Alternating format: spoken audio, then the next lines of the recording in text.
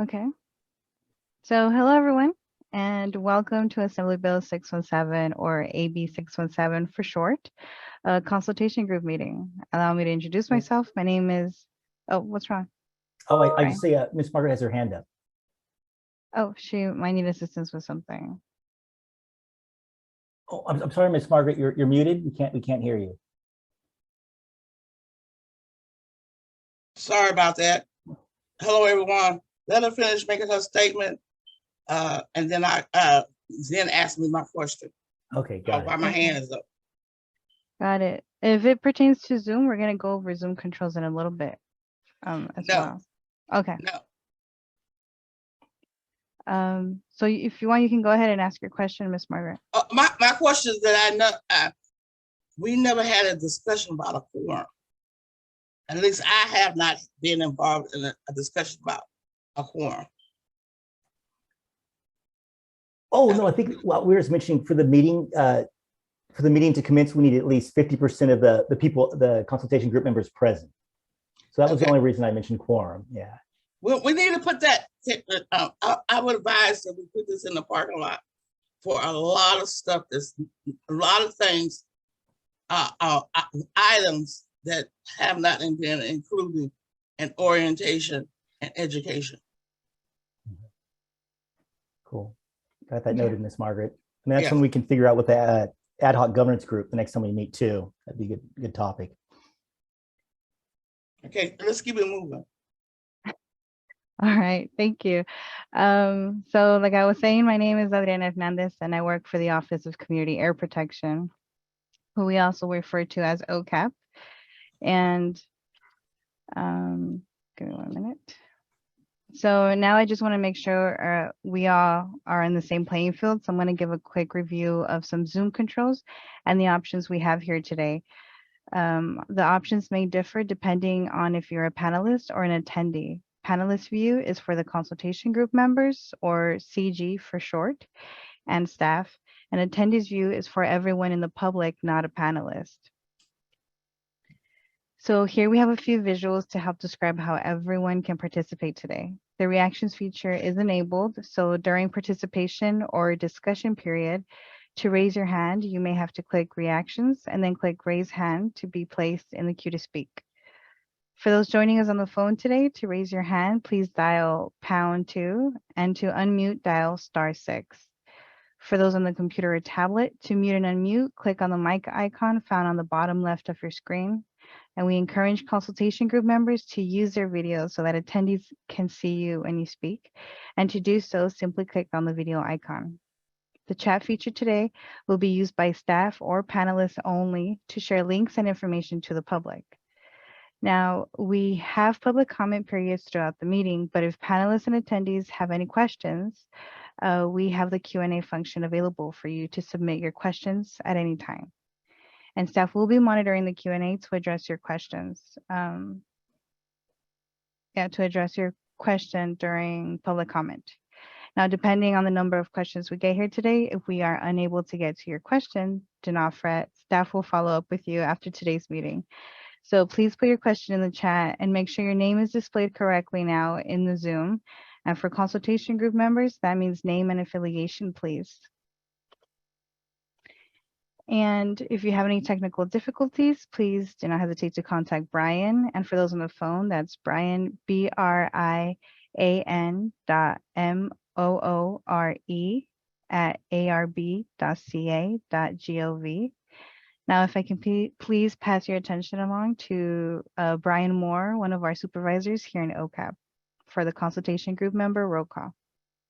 Thank you, Adri, and hello to the consultation group and members of the public. And in addition to tech support, with the absence of Liliana, who usually runs these meetings, I'll be taking over roll call. And so to begin with, on that note, I would like to thank the consultation group members for their patience as we fill in for Liliana for this meeting, which has definitely not been an easy task. And we definitely look forward to her return. She did text and wish us all luck with a hopefully productive meeting today. So I want to pass that on. And one more thing before I do take roll call, I wanted to let everyone know that Dr. Deidre Sanders has recently announced that she'll be stepping down from the group. And we would just like to thank her and recognize her for all the valuable contributions that she has made to this group over the past months and years. So with that, I will jump into roll call. And it looks like we have Dr. Balms and board member Hurt are here. Is Jana here? So, okay. And Gus, I believe, is here. Present. Thanks. And we have Paula. Present. Cool, thanks. And Miss Margaret is here. Yes. Thanks. And is Kevin Hamilton present? I didn't see his name. Jesse Marquez. No. Luis Olmedo. Will Barrett. Dave Edwards. Hey, present. Hey, Dave. Hey there, Brian. Paul English. Yeah, I'm here. And Brian, just on my affiliation, I don't have an affiliation with the California Department of Public Health anymore, so that should be struck. Oh, got it. Thanks. We'll update that. Thanks, Dr. English. Repeat that again, Paul. Yay. Oops. Not supposed to say that. So, I still didn't understand what he said. I don't know about Miss Margaret, he's no longer with the California Department of Public Health, but he remains head of Tracking California at the Public Health Institute. Okay, thank you. Thanks, Dr. English. And is Erica Manuel present? Veronica Eady? I saw Veronica. Yes, I'm here. Hey, Veronica. So to unmute. And then we have Catherine Higgins. I'm here. Cool, thanks. Ryan Hayashi. Here. Cool. Thanks, Ryan. Tung Lee. Roger Isom. And I believe we have Christine Zimmerman in for Kathy Reese-Boyd. Yes, I'm here. Thank Cool. you. Thanks, Christine. Christine Wolf is here, I believe. Here. Thanks, Brian. Michael Jarrett. Michael Kleeman. I'm here. My camera isn't working, so you'll just see my M. Oh, no problem. And I think, and then Ginny Quintana was having trouble accessing it. I'm gonna try to help out her right now. I don't think she is currently in the meeting. You there, Jenny? Okay, I'm gonna talk to Ginny offline and try to get her in the meeting. But thanks everyone. Did I miss anybody from the consultation group? Did I fail to call anybody's name who is present? Cool. Okay, well, thanks. I think we're good to go, and I'd like to turn it over to our co-chairs for an introduction. Well, as the older, I won't say senior, of the two co-chairs, I guess I go first, and I want to welcome everyone, especially the longer term members of the consultation group. I greatly appreciate your participation through the last few years. And I also really appreciate, I think the last couple of meetings have been more productive. And I especially thought last meeting when we talked about participatory budgeting that we were able to keep that focus in our discussion. And I thought we had a lot of productive comments and thinking. And so we want to keep that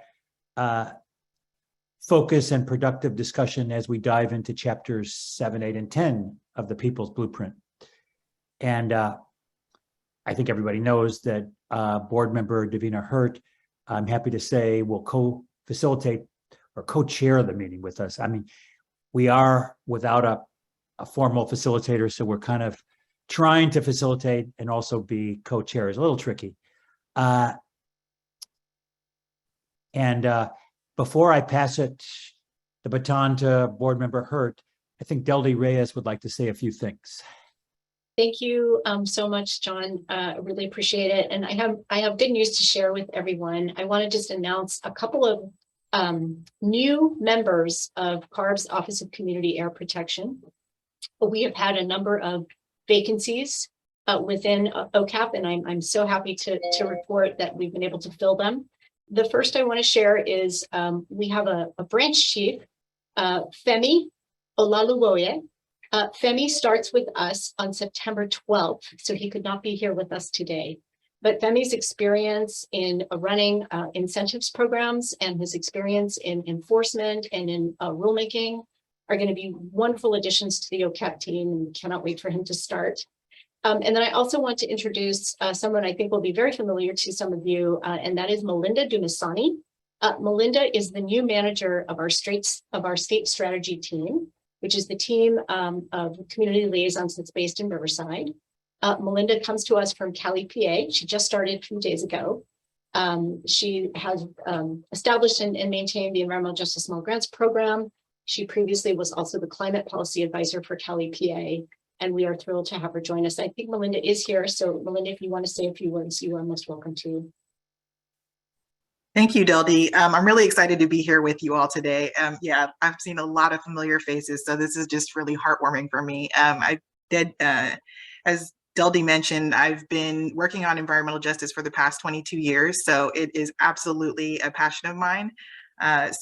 This work here, that I'm really excited about the opportunity, because I think that this really kind of just brings it home for me. So I'm just really excited to be working with you all. I'm really excited to be able to have the opportunity to get to know you all a little better. And so I'll just leave it at that. Super excited. Thank you, Dildy. Thanks, Melinda. Davina, back to you. Okay, thank you. I guess I'll just echo also a big welcome to the consultation group members and some of the newer faces that are now going to be on this great big team of ours, and also the public at large. I'm here in the city of Belmont, and I've started being more thoughtful about our surroundings, specifically from Jill, one of our, Jill Shawarma Warren, maybe somebody can help me, her name. She is one of our EJAC members, and just being thoughtful that I sit on unceded ancestral homeland of the Ohlone and Costanoan people. And so I'm happy to be here also in solidarity for groups seeking racial justice and equity in the communities. So I'm looking forward to hearing what everybody brings to the table. You all have expertise and lessons and the work that you do from the community to pass on. And so glad to hear all the community's lived experiences. And so with that, maybe we can start with the meeting objectives and the agreement. And of course, please everyone rely on the meeting agreements we've been using. You've all done this many times before. Keep comments short and focused. All perspectives are definitely welcome. You know, I want to emphasize that we're really interested in hearing from all of the diverse views in the meeting.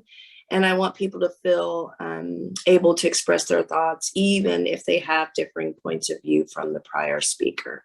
So you, again, we're just all chosen for your unique point of view and beliefs, and sharing the space together is going to bring the most robust conversation forward for our policy making. All right, next slide. All right, is that for me, John, or would you like me to take that on? I can do it. Okay. Except for my landline is going off in the background here. But so basically, we had a agenda setting meeting on August 19th, I believe, where several consultation group members participated in addition to staff. And there was unanimous agreement that we should plow ahead with the remaining chapters of the People's Blueprint. And so we'll start off today with Chapter 7, Analysis and Opportunity. We'll have public comment after that first item. Then we'll move into Chapter 8, Developing Solutions and Action Plans. And again, a 10-minute public comment period after that chapter. And hopefully we will move into Chapter 10. We'll have time for that if we're careful about our time management, on the evolution of AB 617 implementation, contributing to sustainable communities and achieving justice. And then at the end of that discussion of chapter 10, there'll be some CARB updates, and we will adjourn by 4 p.m. I have a hard stop at 4 p.m. I don't know about other people. I have another meeting to attend at 4. So I would like us to pay attention to the time, and Board Member Hurt and I will be monitoring the time. But on the other hand, we don't want to cut short any fruitful discussion. So we'll try to stick to the time on the agenda, but we also don't want to stifle any good discussion. And let's see what's next.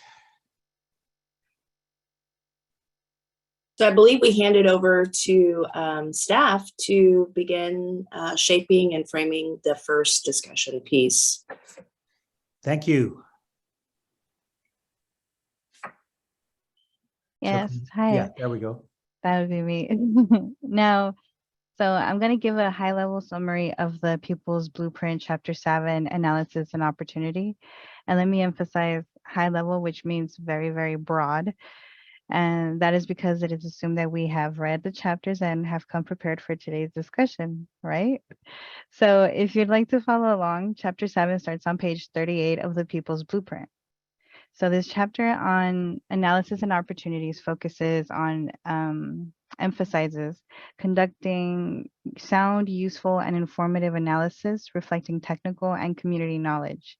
And it begins with defining technical analysis and identifying parties who will conduct analysis. The Pupils Blueprint acknowledges that analysis may vary in scope and complexity, but should respond to community air monitoring objectives to include what the community wants to discover about their own environment and pollution hazards. The analysis must be understood by the community since the results will inform planning and action. It is recommended that having the Community Steering Committee determine who will conduct the analysis and share back key findings and consider several options to conduct analysis, either internally or referring to air districts or outsourced by a third party with a transparent and bidding and vetting process. Reporting effective and meaningful communication of data. So communicating results is critical for ensuring that air monitoring results in effective action is presented in a manner that's accessible to the community representatives and the public. Data-driven community action re-emphasizes the need to make materials accessible to the community, and the CSC, CARB, and district should consider the following in the analysis plan. And the first question is, how will these data inform updates to the implementation of SERP camp and public health policy? The second thing to consider is how will data analyzed be disseminated with the larger community, and how often? And focusing on these questions will help create a meaningful communication. And when varying perspectives of technical information arise, the Pupils Blueprint suggests finding a common ground rather than concluding who is right or wrong should be prioritized. Using data for transformational community change. The Pupils Blueprint believes that there will be an opportunity to leverage findings to ensure stakeholders and policymakers are responsive to the needs identified by the data. Empowerment occurs when local governments are influenced, and this influence comes from having the data from land use, permits, and proximity. It then recommends following certain conditions that should be met for developing proper conclusions, and those can be found on page 39 and 40. The chapter then goes to state that ultimately the understanding and use of the data and analysis will be up to the governance of the project, like SERPs or camps, such as the co-leads or the CSC. The Pupils Blueprint recommends that funding resources must be leveraged to develop adequate implementation plans and recommendations. Local agency like city, county, and others' involvement in the process is necessary to develop feasible plans and projects based on a local knowledge. This includes industry as well. And CARB and Air District staff must build their capacity in cultural competence and effective community engagement. And if this is lacking, CBOs need to educate the community members outside of the Air District to help community representatives feel comfortable in engaging in funding decisions in the community. The goal is collaboration among agencies, stakeholders and community representatives during the analysis process and plan development, while striving for an equitable balance. So the plans should be culturally relevant and in the appropriate languages without technical jargon, and allow sufficient time for data analysis review and community response. Community participation is key, and community representatives and CSCs have the right to ask questions and be skeptical of conclusions reached by industry and government. An underlying goal should be to build the capacity of community members so that they can actively participate and help drive conclusions. Because authentic and transparent collaboration is essential. And some examples of how these methodologies have been put into place, for example, is how we see community-driven or community-designed monitoring in the Imperial Valley, led by Comité Cívico del Valle, established a baseline for how communities and air districts could work together on camps in AB 617. We also see that in other communities, they have identified the need to have modeling data as part of their technical analysis to help decision-making or prioritization of strategies identified in their SERP. And with that, now I'll hand it off to our co-chairs to introduce our discussion questions for this chapter. Take it away, Dr. Balms, or Yeah, I'll Board start Member off, Adriana, thank you. Okay. So one thing I forgot to mention when I was going through the objectives for today is that I just want to remind everyone, I've said this multiple times, but I think it's always important to remember that the program blueprint 2.0, is going to be written by staff. The board will ultimately have to approve it. And the consultation group will be given an opportunity, an ample opportunity to provide feedback to the program blueprint that staff writes. The people's blueprint, which we're discussing today, chapters 7, 8, and 10, is important input into what the staff will write, Blueprint 2.0. CARB funded the People's Blueprint development with a contract with Harder and Company because CARB really wanted to have an environmental justice lens on AB 617 implementation. And I think the People's Blueprint provides that. It's everything that we wanted. But it isn't automatically going to be, everything in the People's Blueprint isn't automatically going to be in the staff blueprint for a number of reasons. So I just wanted everybody to remember that. That said, our discussion about what's in the People's Blueprint is really important for staff to understand what's important to our stakeholders. Environmental justice stakeholders, number one, but also our air district, industry and academic and state agency stakeholders as well. So maybe Board Member Hurt, do you want to start off the discussion questions for Chapter 7? Yeah, sure. Thanks, Co-Chair. And, as I was looking at the analysis and opportunity of Chapter 7, there's definitely some keywords or themes around technical reporting, data, collaboration, and then being authentic and transparent. And I can imagine, besides the names that you just listed, Dr. Balms, there's also the discussion of how local governments also play a part in this. They can be barriers or gatekeepers in projects and plans in AB 617. So it'd be really good to hear from everyone just how all of these pieces can work together. So with our first discussion question, we have before us, how do we encourage analysis and opportunity at the AB 617 level?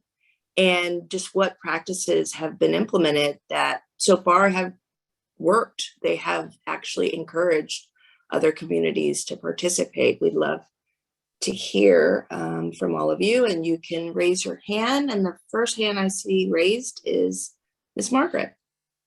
Okay, but I'm not, I want to go back a minute. Oh, you do? Okay. Just 1 minute. Okay. You said that there was going to be a staff 2.0 document written. Can you clarify that and give some background? I Do you want me to? Yeah, I think since you stated Dr. Baum's. I'll start off and Clarity Deldy, can happen. I can follow up. Yeah. yeah, and Deldy might want to follow up too. Yeah, we've said multiple times, Miss Margaret, that the People's Blueprint is a really important document. There's no question about it. And I think Luis already put in the chat that AB 617 is an environmental justice plan. There's no question about that. And we all know that the original blueprint was written by staff kind of in a hurry without really enough input from environmental justice stakeholders, but even air districts as well, who are important partners in AB 617 implementation. And so there was always a plan to rewrite the blueprint so that it was better reflected good practice on part of community engagement, community empowerment, working collaboratively with air districts and CARB. And so that's why that I and the Kurt Carperos, Richard Corey really wanted to see the People's Blueprint go forward. The fact that the People's Blueprint Writing Group stepped forward, self-organized, was really a good thing that Richard saw as something that should be supported, but it was never intended to be the final word on Blueprint 2.0. For legal reasons, CARB staff have to write Blueprint 2.0. They will put a lot of the ideas in the People's Blueprint into Blueprint 2.0, but it's not going to be verbatim. And that's so I just want to make that clear. I don't want to stall our discussion. This is nothing new. I've said this multiple times. Okay, but okay. I appreciate you remind us that you had to say this multiple times. My concern is that the staff, who are you proposing, who should be carrying out this 2.0 as the existing staff today, might not have all the education, orientation, and the skills to carry out what is being written. And so far, as I've been here about close to 4 years now, since the beginning of it, we do not have whose roles are tasked to do the community complaints. When a community member has a complaint, what is the methodology to resolve it? And it's not about just going and ask somebody a question and then come back and report back. No, it needs to be more a formalized process. All right. So I'm stating something that has been a real burden on this process, on the overall and the operational. We do not know the who and staff does the what regarding to community complaints. So as a newer member to this group, I would say I think that's a great question. And I think that that's something that we can talk about. And there's an ad hoc governance committee. And I don't know if we will have a direct answer, but at least we can discuss and say how we feel. If I could bring it back to Chapter 7 and that review, are there any thoughts or comments on the analysis and the opportunity piece? But you can't have, wait a minute, but you can't have an opportunity that you know how you're gonna get there. And the who has what responsibilities. That's part of the problem here. I mean, with internal staff right now, who handles everything, all the community issues on AB 617, there's still an elephant in the room. And there's always going to be an elephant in the room when there is nobody assigned to step up on these issues, especially analysis, opportunities, and complaints. So it sounds like you're stating the third question, which is a challenge. There is not a standardized way of analysis and opportunity from your perspective, nor right a set. Also, yes, but including what is true, authentic community engagement, especially when they come down to complaining about an issue. Is that part of the analysis and opportunities to make some corrections of the past, which should be focused on about this document it's going to be written by the staff. It's not very clear. I see, Paula, your hand is up, but Delta, do you want to respond to Ms. Margaret? Why don't we go ahead, Audrey, and let's hear from Paul and Jesse, but then yes, after we've heard from them, I would like to come back and address Ms. Margaret's comment. Okay. Okay. Okay, Paul English. Yeah, hi everybody. So I had just put in the chat this guidebook for community air monitoring that our program developed when we were working with Comité Seguro del Valle. And CARB actually funded us to go around to 3 locations in the state. And we, kind of presented this framework, which I think, some of it's probably been adopted in some of the CARB documents. But this really reached out to people that weren't funded by AB 617, and it kind of introduced them to all the technical type of issues that you'd have to encounter.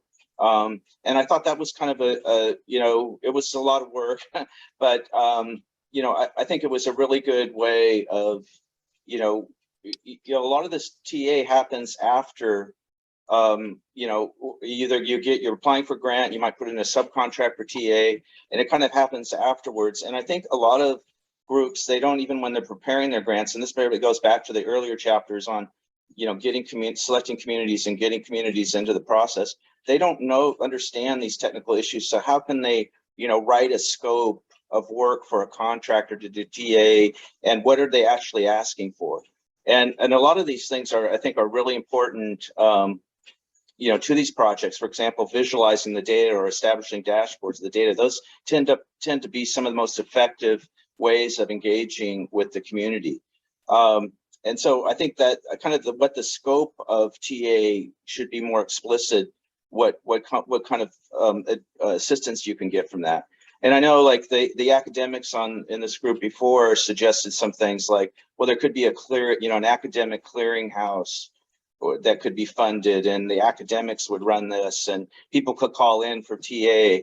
And then also I saw US EPA just put out a big RFP for environmental justice technical assistance centers, and that is even more broad than this. That actually goes back and helps that people, how do you apply for these things and get through all that. But it also includes these types of technical assistance things. So I think there's already some models out there that could be, helpful, although, some of course would need money but I think this is a really important issue. Yeah, thank you, Paul. I think that right from the start, when AB 617 implementation was being considered, before the first blueprint was even inked, we thought, I'm speaking for the agency thought that the work that you and Comité have done in Imperial Valley was a model, as well as the work that Ms. Margaret and the West Oakland Environmental Indicators Project has done. So yeah, thank you for bringing up your experience and the various resources that are available. You know, So I see Jesse's hand is raised and then Paula's, and then we'll go to Deldy. Thank you, Davina. Jesse.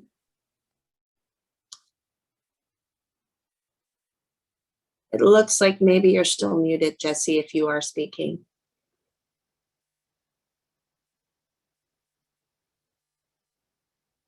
Why don't we go to Paula while Jesse's trying to figure out his. Oh, he just unmuted. Okay, There go, we go. Jesse.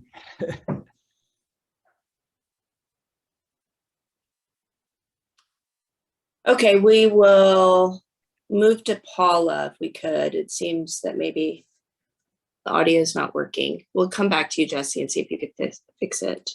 Paula? Yeah, thank you. Trying to connect my camera, but I don't know what happened. I'm sorry. But I was looking through the analysis and opportunities, and I was thinking about the challenges of meaningful community engagement in data analysis or community participatory process in data analysis. And through the SDLA, the South Los Angeles maybe 617, we had a monitoring working team. And what I think was very challenging was translating what the methods and the equipment and how all of that translated into changes in the community. And so I think that's part of what's in the using data for transformational community change. But I'm wondering if as part of that, as for it to be transformational, if we could sort of frame it of these are the emissions reductions goals of the SERP, and how are we translating the data monitoring and the data collected to what the community's vision of that is. And that could go from like ground truthing or popular education tools or visualizing maps, hotspots, in a way that translates to the changes. I'm sorry I'm being repetitive, but I guess I want to see how we can connect the community participation in the enforcement and in the data analysis in a way that is realizing their vision for cleaning up the air in their community. And that's not just only, having monitoring working teams or academic working team, whatever the case may be, but it being reflected in the analysis as well, like from the moment that you're developing a community and monitoring network, when it's being implemented, how are you communicating the data, and throughout the entire process.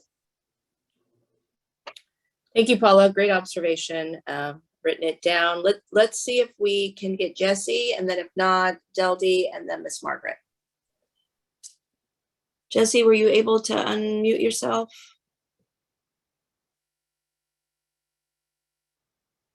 It seems like we still cannot hear you.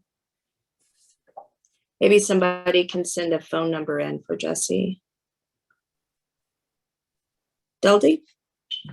Yeah, thank you so much. So I think that the piece that Ms. Margaret was getting to, in part, Ms. Margaret, I know it wasn't the entirety of her comment, but the need for community members to understand how to raise a complaint, how it's going to get addressed.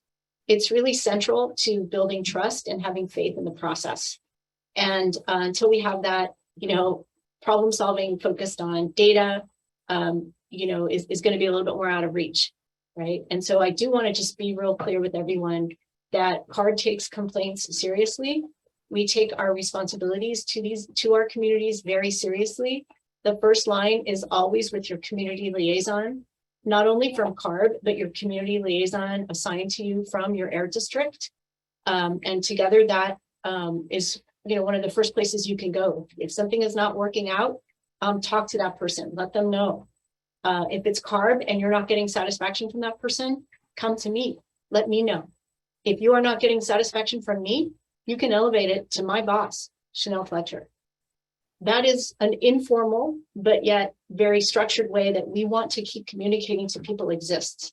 But we also have formal complaint systems. And Ms. Margaret, I've shared those links with you in the past. One is for making an environmental complaint. Another is for making a civil rights complaint. And we do have staff throughout CARB that are assigned to respond to complaints like that. You can imagine that there is a benefit to having, if somebody is alleging a complaint on civil rights, to have somebody that is outside of the process be responsible for investigating those, right? It reduces the conflict of interest. I just wanted to put that out there. So Jesse, thank you, Delty. Jesse, are you with us? Balms, he's here, but I'm having trouble getting Yeah, his okay. microphone to work. Thank you, Brian. Keep working with him. And Yeah. I see that, Christine Wolf put her hand up and then Jenny. Actually, Miss Margaret, Oh, I missed and Miss then Margaret. Sorry. Christine. Sorry, Dylan. Sorry, Miss Margaret. Okay, You're next. am I to speak? Yes. Yes. Right. And I don't want to be carry this out any further because it's very simple to me, very simple and direct. The who, based in documentation, policy, statute, ordinance, have the responsibility to deal with complaints from not overall to CARB, but to AB 617. That has never been a clear pathway for resolution. Has not. Yeah, so I think we definitely have a pin in that needing to be discussed. And there are air district teams on this call and within the consultation group. Can I finish? Can I finish? Sure, I'm sorry. I heard a pause. I thought you were done. I'm Go also ahead. saying those things that y'all bringing up, especially the 2.0 process, where is the materials for orientation, education, and workshop? That's part of the problem. That's part of the problem. How are we being transparent, genuine, and at the same time building relationships and trust in the work? We do not have there's not a narrow, because of lack of a better word, narrow document that support what I've been talking about. There's no document. So I don't know who should be the responsible individual, division, or department on the card that should have the momentum for implementing or expediting. And we continuously, I myself, I'm going to continuously come back until we have the documentation and the methodology of doing this. I don't want, myself personally, I don't want to see just so scattered.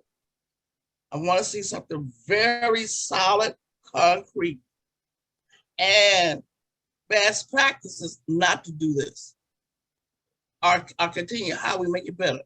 Thank you. Thank you. And I think this moment now is the time to even share if there are ways that you think we should be doing it exactly and putting it on the record so that we can accumulate those ideas and improve it. One more thing. Sure. Real quick. Delty, we do not know your methodology as members of the consultation group, how you carry out anybody who makes complaints. There's no document. There's really just there, a lot of there. Whereas we should have some very clarified and specific as people understand phases or stages of when they make complaints. We don't have anything like that. or civil rights. Okay. Like I said earlier, if there are any Air District members that'd like to speak up to how complaints are being done, that'd be great to hear. Let's listen now to Christine and then Ginny. I'm on a slightly different point, so if anybody wants to respond on that point, I'm happy to wait. Go ahead. Doesn't look like anyone's hands raised. Oh, yes, there is actually. Veronica. Thanks, Christine. We'll hear from Veronica and then we'll come back to you. Thanks, Christine. I do not have any magic here. I think that, you know, what Miss Margaret is saying, what Paul English is saying, all of this makes sense. And I think that, and I'm not really addressing the issue of complaint, but what I am taking away from this exchange is that we need to be, all of us, but I'm speaking in particular about air districts and maybe CARB, more intentional about how we collaborate. So there are a lot of informal collaborations that happen all the time. You know, at Bay Area, we're collaborating with folks at San Joaquin, we're talking to people at South Coast, and we're sort of doing kind of an ad hoc way of addressing some of the concerns that are coming up in our air districts. And I think that it would be really useful, especially as CARB thinks about updating the blueprint and taking advantage of the people's blueprint. I think that there is an opportunity here for us to all get on the same page about some of these questions. And so while the best practices and, you know, the guidebook that Paul talked about and some of the models that have been forged, even the Jonathan London sessions, you know, bringing us together, all of that has been really helpful. But I think there's an opportunity here for us to be really intentional and try to answer some of those questions as CARB and as the air districts. So I don't know if that makes sense. I'm happy to provide more examples, but anyway, that's my comment. Thank you. Thank you, Veronica. If I could just quickly add too, I did respond to this topic before, and I do think this is the group that can talk about this and make recommendations on the best way to do this. So I appreciate Ms. Margaret bringing this topic up and then you following up that we kind of work ad hoc. We should probably be more intentional, and that's a discussion we can definitely have. Let's go to Christine, Jenny, and that's Christine Wolf, and then Jenny Quintera. Thank you. I was wondering if the other consultation group members think it would be helpful or would support working on a best practices document for communication with community members about air quality data. We could take some of the best practices from SERPs and camps and folks' experience on the call, as well as I know a lot of us have existing expertise on risk communication and things like that.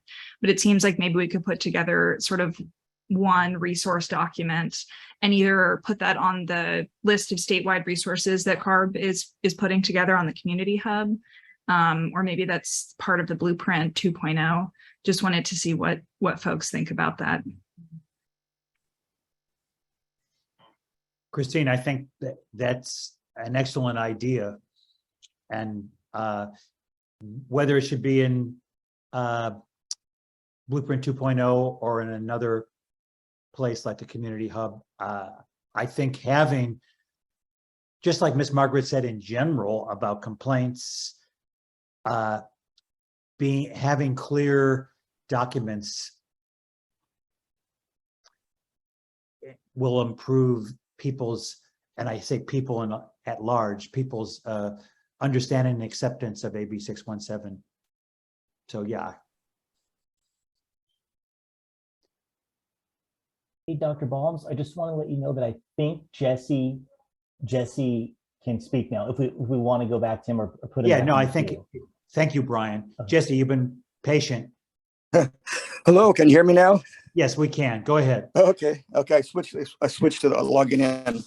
I did want to comment on the Chapter 7 analysis. And we have sort of jumped the gun right here because yes, we're discussing analysis, but in the real world that we deal with in looking at environmental impact reports and other public policy documents, we look at assessments. Okay, an analysis is just one portion of the assessment, and I think we need to add the terminology technical assessment and the technical assessment types, because although some of us may have many years of experience working with CARB and public policies and things of that nature, there are also new groups and new leaders coming up that aren't as familiar with a lot of the details. So when I say technical assessment types, then I'm talking about like a health impact assessment, which can be used for assessing and analyzing public policy. Then we have a public health assessment, and I have two categories. A public health assessment can include a public health survey, which establishes a public health baseline. The other public health assessment can be an analysis and assessment of public health care, efficacy, reporting, and cost of things of that nature. Then you have technology assessments, looking at specific, truck technology, barge technology, forklift technology into that world. The other one that's common to us is cumulative impact assessment.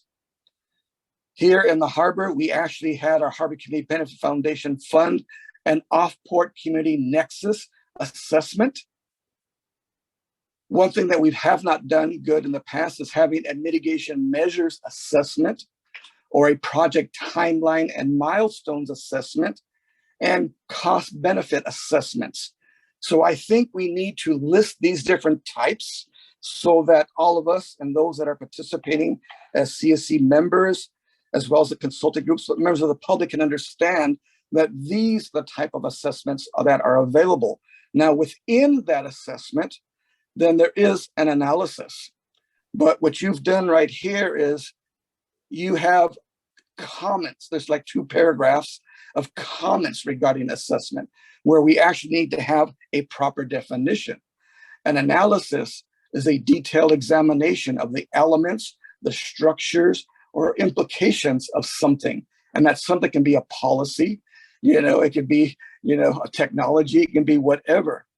The other thing we need to do is identify what have been the past inadequacies of these analysis or these assessments, because we can sit here and I could spend days, and everyone together, we could probably spend weeks, talking about what we felt were missing from these assessments that were done, whether they be truck traffic or whatever they be, but we need to have the lessons learned.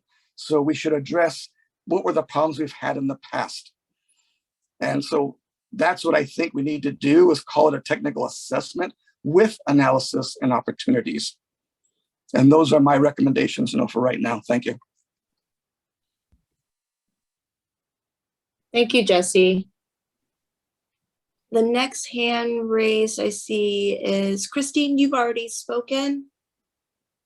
Did you want to say more? There's 2 Christines. Christine Wolf. Sorry. I'm sorry, Christine Wolf. Did you want to my hand down? Okay, great. Then it's on to Jenny. Yes. And then Christine Zimmerman and Catherine Higgins to follow. Hi, can you hear me? Yes, Jenny, go ahead. Hi. Sorry, there's kind of a loud fan going on in the background because it's pretty hot in here. I have 2 comments, and I have to first say that I do agree with the previous speaker with Jesse's comments about the assessments. I was struck kind of reading this section and thinking about how to inform Blueprint 2.0 that I would like some attention or perhaps explicit language paid towards evaluating effectiveness or how things worked. Because I think the language is a lot about, let's find out the problem, let's measure it, let's come up with solutions. But I'd like to kind of close that loop to make sure that there's value given to documenting the effectiveness and it is a little bit implied in some of the sections, but I think it's very important to document whether things were or weren't effectiveness and still provide those resources for the follow-up analysis, which can sometimes get lost with the money running out or what have you, that kind of thing. So just to really close that loop to evaluate whether or not activities were effective and explicitly recognize the value of that. And then the other piece I wanted to talk about is some of the language here really focuses on the district, such as conducting the analysis internally through in-house experts versus outside experts in the field. And I just wanted to maybe encourage inclusion of additional, obviously CARB itself. In terms of in-house, that includes CARB, not just local districts, but even could be OEHA or, you know, the Office of Environmental Health Hazard Assessment, or California Department of Public Health, or other agencies within California with expertise. I guess I would consider them in-house, but maybe they aren't explicitly labeled as such. So that's kind of a minor point, but I think there's so much depth in our different government agencies that could really help with a lot of the problems. Thank you. Thanks, Jenny. And I think Christine Zimmerman was next, and then Catherine Higgins has her hand up. Ryan Hayashi has her hand up, and I think Veronica put her hand back up, right? So Christine Zimmerman, go ahead. Thank you. Two observations. The first one I want to make is to uplift what Jesse and Christine and Jenny, the common theme I hear among what we've been discussing, and this even came up most recently in the agenda setting discussion before this meeting today. There is an opportunity that we keep discussing and kind of weaving together, and a need to capture what works and what doesn't work, and to capture that and house it in a place that it's accessible to all the communities, but new communities as well. And it seems to me that ties into this concept from page 40 regarding the leveraging of agency resources. It's unclear to me from the blueprint, either the people's or the previous document, how exactly that would work. But I do see and want to acknowledge the need for regional and state level oversight functions in collaboration with what the community steering committees are asking for. I believe that if we can capture these and put them out there, then they have more value. I just wanted to share that. The second point I wanted to make was that going back to the discussion prompts, I was considering what some of the, I don't know, the good things that I've noticed that from my community participation here in the San Joaquin Valley that should be encouraged in other communities. And I've noticed over the couple of years going from Shafter to Lamont Arvin, that there's been an improvement in the way that local land use agencies are engaged. I think that the counties here are starting to be more involved. And they're starting to, I hope they're starting to, when they're doing their own planning, consider the emission reduction opportunities and the needs that are identified by this program. And that's one of the things that I think you would capture in this document or resource for other communities to use, is that the engagement of local agencies is really of value. Those were the points I wanted to make, so thank you. Thank you, Christine. And so I think Catherine Higgins from the South Coast is next. Yes, thank you, Dr. Baums.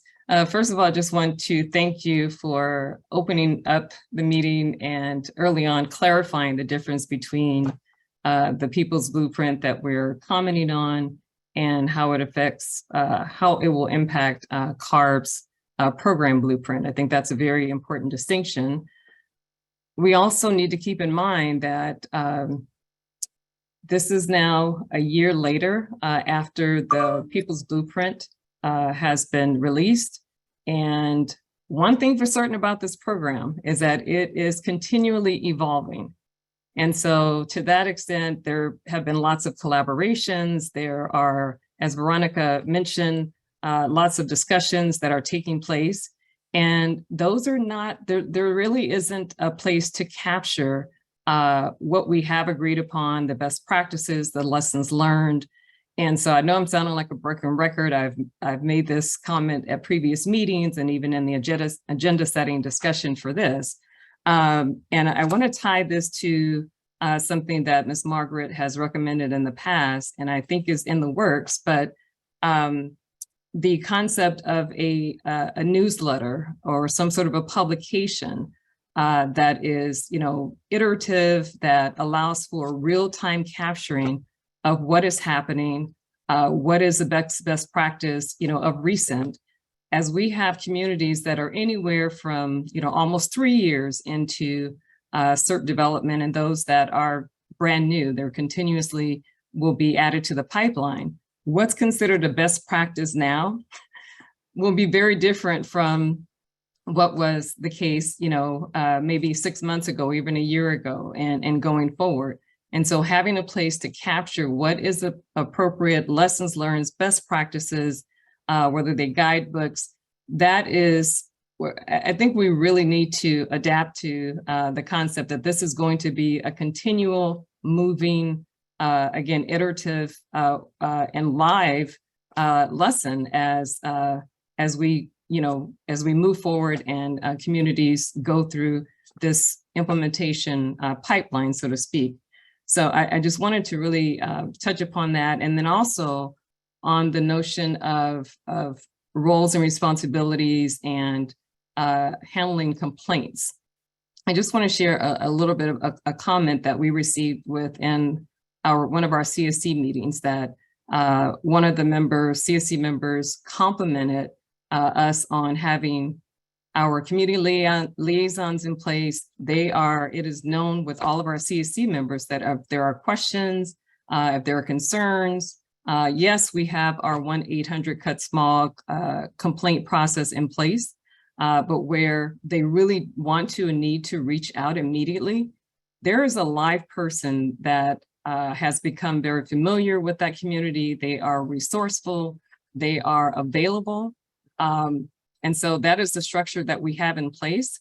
Now, the comment also mentioned that for some communities that are not, part of AB 617, or perhaps those that are not CSC members, that is not well known.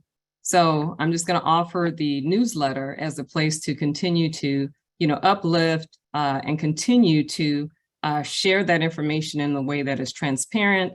Yes, it would be repetitive, but again, we have new community members that are joining this process. And so we have to continue to make that information available. And where there are opportunities to refine the processes that are in place, because they are not perfect, then, we should be open to that, so that, community members and CSC members have a place and assurance that they have access to that information. So, establishing the path forward, it is iterative, but we have to find some sort of a conduit to be able to capture what is in place now and, just build from there. Thank you, Catherine. Next, I see Ryan's hand raised. Floor is open to you. Thanks, Davina. I'm really happy to be here. Thanks for the conversation, everyone. I think, as far as best practices when it comes to analysis and opportunities, definitely some of the things that we've learned are, shared co-leadership has been greatly beneficial to the overall process. As we've gone through selection of communities, and then kind of the initial stages working to identify others to help in this effort. Having that has been a tremendous help in identifying the technical experts that are needed and the information that's needed to be provided to community groups. What we found is that requires then outreaching to You know, in a lot of cases, it's not just the air district. It's you know, like Christine was talking about. It's land use agencies. It's in our case, it's Caltrans. It's the Department of Pesticide Regulations. It's CalGEM and others that are needed to be at the table to have conversations and provide technical expertise in the areas that the steering committees are looking to hear from. And so, you know, we've been very successful in partnering with the CSC members and, you know, for example, Arvin Lamont, we have 2 co-leads and working through them and with them to engage and interact with other agencies to bring them to the table to be part of the community emission reduction program development process has greatly benefited us. And, you know, in addition to that, you know, we've also developed a lot of subcommittees. And it's not, a lot of cases, well, let's take a step back. In some cases, it's you know, district takes a lot of the responsibilities in the coordinating and the setting it up, if that's the desire of the community steering committees. But, you know, I like to point to Stockton and what's kind of being done there, where there's individual community steering committee members who, you know, volunteer to head those groups and look to coordinate with agencies, you know, to bring technical advice to the rest of the subcommittees and make recommendations that they then in turn take to the community steering committees as a whole. You know, and so we've seen a lot of success there and a lot of ownership, just a lot of great work that's going on, and it's really keeping the ball moving forward, which is what everybody wants to see. And, you know, what we're hearing today is, you know, making it genuine and authentic, you know, and having the participation of everybody and making it real. And so those are just some of the things that, you know, not only us, there's a lot of other steering committees all throughout the state that are doing similar types of things, but those are some of the successes that we've had in this area. Thanks.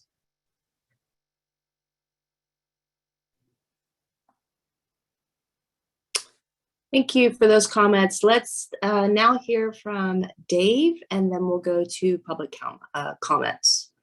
Cool. Thank you. And thanks once again for organizing this. I think it's been a great discussion to this point. I just wanted to add I think a sort of an agreement with a lot of the commenters before me about sort of the leveraging and the best practices. I wanted to also throw in a little bit about tracking progress and tracking how measures are working. And in some ways it is challenging given sort of the community level of the data. But I think the ability to track and see if there's been an actionable improvement or a reduction or an improvement in public health is really important.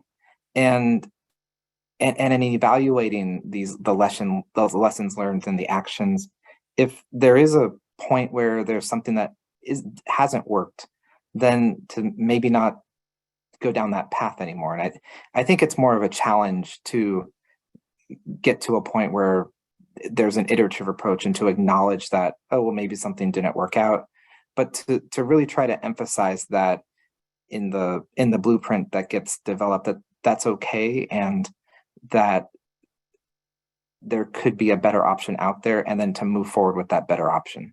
So just wanted to highlight that a little bit as well. Thank you, Thank Dave. you. Yeah, and as Davina said, I think we'll turn to public comment now. And Brian, do you have to do anything to make that happen? Yeah, sure. See if there are any hands raised. Right, I'm looking at the attendee list right now for any hands that are raised, and then we will unmute them in the order we see them. And the public may also use the Q&A function and type any questions they have for us, and we can respond to those as well.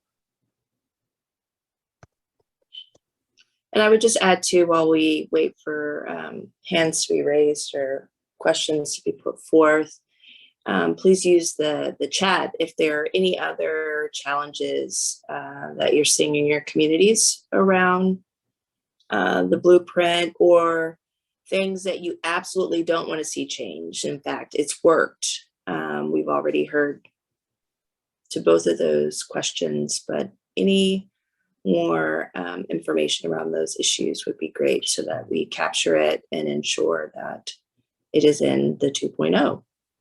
And just to add to that, actually the chat function does not work for attendees, but you can use your Q&A to do that exact thing. And I've set it up so attendees, if they look at Q&A, they can actually comment to questions other people have posed. So, and we'll capture all the comments that are in Q&A, even if it is just a comment and not a question. Thank you, Brian. And while we're waiting, I wanted to go back to a comment that I thought was really very insightful from Paola Torrado about any technical assessment, measurements, monitoring has to be seen in the context of transformation to improve the situation for the specific community. I thought that was, I'm not articulating half as well as Paula did, but I think that really needs to be in the program Blueprint 2.0. I mean, it's not just technical, it needs to be transformational. Thank you, Paula. Yeah, no, thank you for capturing that. And I would just add to that, I'm sorry, I don't know if I can, but I would add to that, like in terms of the analysis and it being transformational, how can communities lead that effort in terms of the evaluation, the assessment, whatever we want to call it, analysis? What if for the community that assessment is, I smell less otters, and that's how I'm seeing changes, transformational changes, tangible changes. I see less diesel cars, I don't know, less idling next to my schools, and folks on the ground, boots on the ground, are sort of capturing those metrics. Because I know one of the things that we've heard from this program is like, we don't know how to evaluate it. We don't know whether it would be like how to capture the success or the effectiveness. And those are the little things that the community leaders can be empowered to do and create spaces for that within the analysis and opportunity of the blueprint, I think. Thank you. Thank you. And I don't see anyone in the Q&A, but I do see Christine Zimmerman's hand raised, and then we'll move on to the next chapter. Christine? I'll be as quick as I can. I just wanted to underscore something that Dave said that I thought was really important, the concept of a feedback loop. This idea that if monitoring data indicates that a measure is not working, there should be a mechanism to capture and track and adjust certain measures. I thought that was a very important point, and I'd just like to make sure we capture it and give it consideration. Thank you. Thank you, Christine. All good points by everybody in this segment, and thank you for uplifting Dave's. We've written it down, and another hand popped up. Okay, we'll give it a couple of minutes. Catherine, we'll give you 1 or 2 more minutes, and then we should move on for time's sake. Okay, I just wanted to share for a structure that's in place for one of our communities, Eastern Coachella Valley. They actually have 3 separate working groups, and they are primarily led by the CSC. This is something that's been a structure that's been very helpful for that community. I'm just going to touch on the monitoring working team or group, for example. It is led by the CSC members who have specific interests and perhaps expertise, not required, but interests in really getting involved in the details with regard to monitoring, obviously connecting actions to the SERP and closely tracking progress. And so in terms of that communication loop, as that group meets every 2 weeks or so, and our staff supports that effort, they then report back to the CSC at the top of every meeting what progress has occurred, where there might be challenges, where the CSC members want more focus. And so that has been very effective for us. It definitely deserves highlighting as a best practice. But again, it's focused on SERP actions and the timelines for different, for the different actions, but it is led monitored, tracked, and reported out by CSC members. Thank you, Catherine. And yeah, I've also heard that the work groups in East Coachella have been a positive strategy in terms of implementation.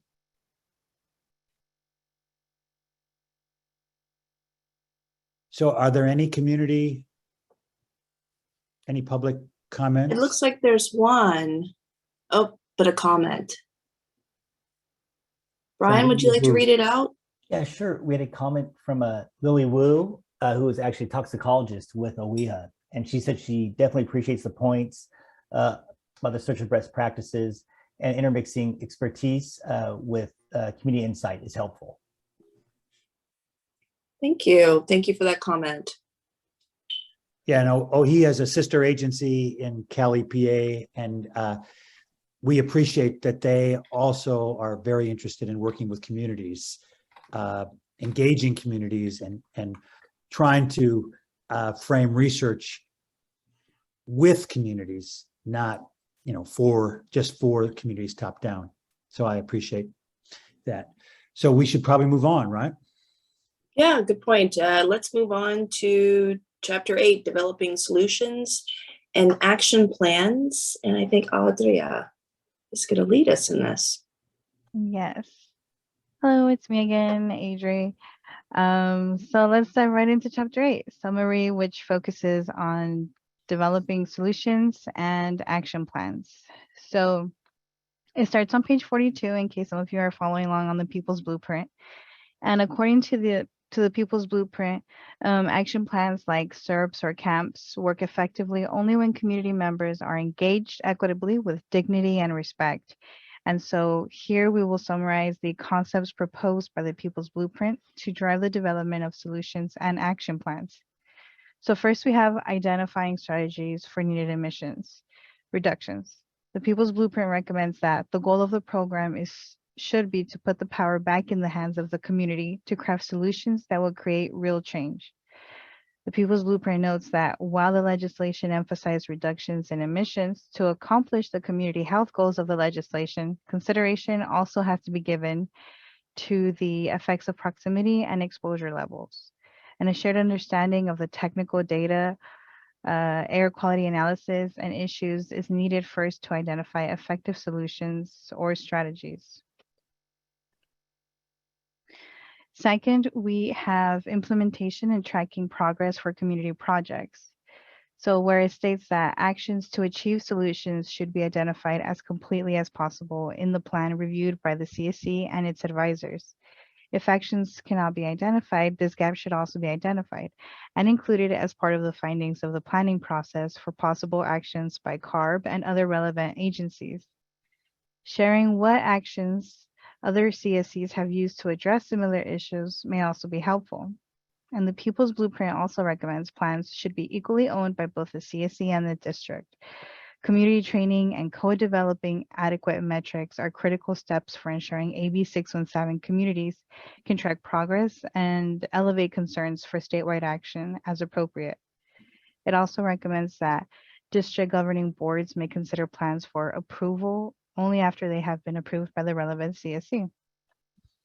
Then we have strategies that yield inclusive processes, where the goal is to gain consensus on strategies to ensure that action planning is participatory, transparent, and successful. The People's Blueprint states equitable plans will include, for example, transparent approval process that ensures community majority input, specific actionable steps, schedules, and metrics to track achievement. The planning process, contents, and implementation and tracking of the plan are centered on equity, and accessible community appropriate languages and writing style with infographics to help explain concepts should lead over technical aspects of the document. Capacity filling and proper education on plan content for a community is also listed, and so is inclusion of EJ representatives. Next, we have building partnerships and collaborative solutions. Additional agency participation and partnerships with local jurisdictions are important to the process, including city, county, transportation agencies, utilities, agricultural related agencies, and academic organizations. And the People's Blueprint recommends that they serve as experts, resources, but that they be restricted to non-voting capacity. And decision-making protocols or processes should be detailed early in the CSC process and recorded in written documentation. True problem solving requires participants to consider how they can contribute to developing solutions and how they can help other participants overcome their barriers in developing solutions. And when it comes to putting equity in the center, the People's Blueprint states, equity and civil rights are inextricably interrelated, and every AB 617 community project should consider whether and how to address equity. The People's Blueprint also notes that due diligence regarding the requirements of Title VI and California Code 11135 implies a mandate to apply a methodology along the lines of those described here in Chapter 8. Those requirements are potentially relevant to any action taken by the entity receiving federal or state funding or other assistance. Equity and civil rights are inextricably related, as mentioned earlier, and the chapter then goes on to prove some practical recommendations for success on page 46. And lastly, institutionalizing community-driven solutions. The People's Blueprint recommends air districts and CARB should examine and institutionalize the solutions identified by the CSC, including, for example, incorporating community perspective at defined stages, recognizing real partnerships, including shared power. Collaboration happens at an onset of a creation of importance policies, processes, and documents. And also air district responsibility includes working towards environmental justice. Create checkpoints to ensure equity throughout the process. And now I'll hand it back to our co-chairs to guide us for the second discussion for this chapter. Thank you, Audrey. The first prompt is, how should Blueprint 2.0 encourage developing solutions and action plans? And then the second is, what practices have been implemented so far that should be encouraged in other communities? There's already been some discussion of that previously today, but I think it's really important to share best practices. And what were some of the challenges that you've had to face with regard to developing solutions and action plans? So those are the three questions that are now open for discussion.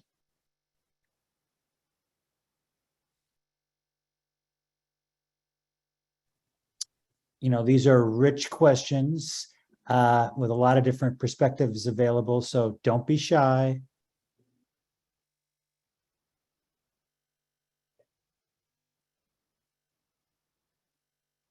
Developing solutions and action plans. That's pretty much the meat of the work.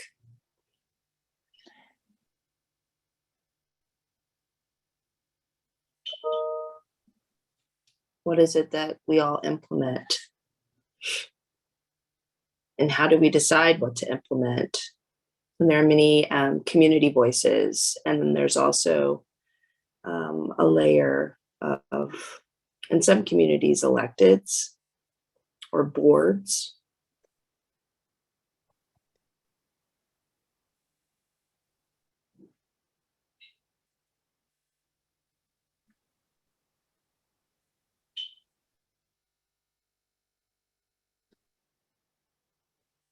So I think Hey, Ryan. Yeah, go ahead. Welcome, Ryan. Come on down. I'll jump in. I appreciate it. Thanks. I don't want to sound too much like a broken record either, but I think this is just constant dialogue with our community steering committees and understanding what the priorities of the committees are. A lot of the community emission reduction plans and programs are voluminous in nature, containing dozens of different priority measures. But at any given time, the priorities for the community may change. For example, with the threat of wildfires, constantly hanging over our heads. Several of the community steering committees have, prioritized finding ways to mitigate and limit the potential exposure to wildfire smoke. And so they prioritize things like residential air filtration, even though those weren't measures in the originally approved SERPs for their communities. And so there's a lot of work that's being done, to discuss how we can include those types of things and make sure that there's funding available for it. But it's only happening through constant dialogue with the community steering committees and kind of constantly going back and looking at the things that are being worked on right now, making sure that they are the things that the steering committee members are important to them at that moment. So there have been times where we've been working on things and we've transitioned to other priorities because that's the desire of the community steering committees. And so I think that's very important. I think the other thing that's very important is the tracking of what's going on and the progress that's going on. And for each of our communities, we basically provide updates every month of where we're at with every single one of the measures in the community emission reduction program. And we've gone through various iterations of the tracking tool that's available on their individual community web pages, and solicited feedback on how best to present that information to make sure that it's reaching the targeted audience who it's intended for, which are the members of the community and the members of the steering committee. It's not designed for, well, hopefully it's understandable to everybody, but that's really what it's geared towards. And so checking in with, some of the either co-leads like Gustavo for Arvin Lamont, or some of the people that have taken on leadership roles in the various steering committees in Stockton and South Central Fresno, and Chapter as well. And so those just are a couple of things, and thanks for allowing me to share. Thanks, Ryan. I see Jenny's hand is raised. Jenny, the floor is yours. Hi, I just wanted to elevate a point that's in this chapter, but I thought maybe should be elevated a bit more, is that, of course, right when I started talking, my computer flipped out of it, that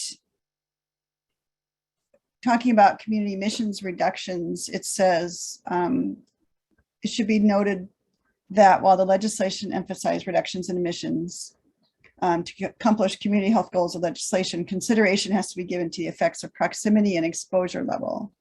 So again, from a public health point of view, what really matters is reducing people's exposure. And so even though something might reduce emissions more, it may not reduce exposures to the people, especially those in proximity, as much as others. And so I just kind of wanted to elevate that point maybe in this chapter to really consider exposure and proximity and equity and exposure. And again, the point is already there in the chapter, but it's just not quite elevated. Thank you. Thank you, Jenny. Let's see, Jesse, you're up.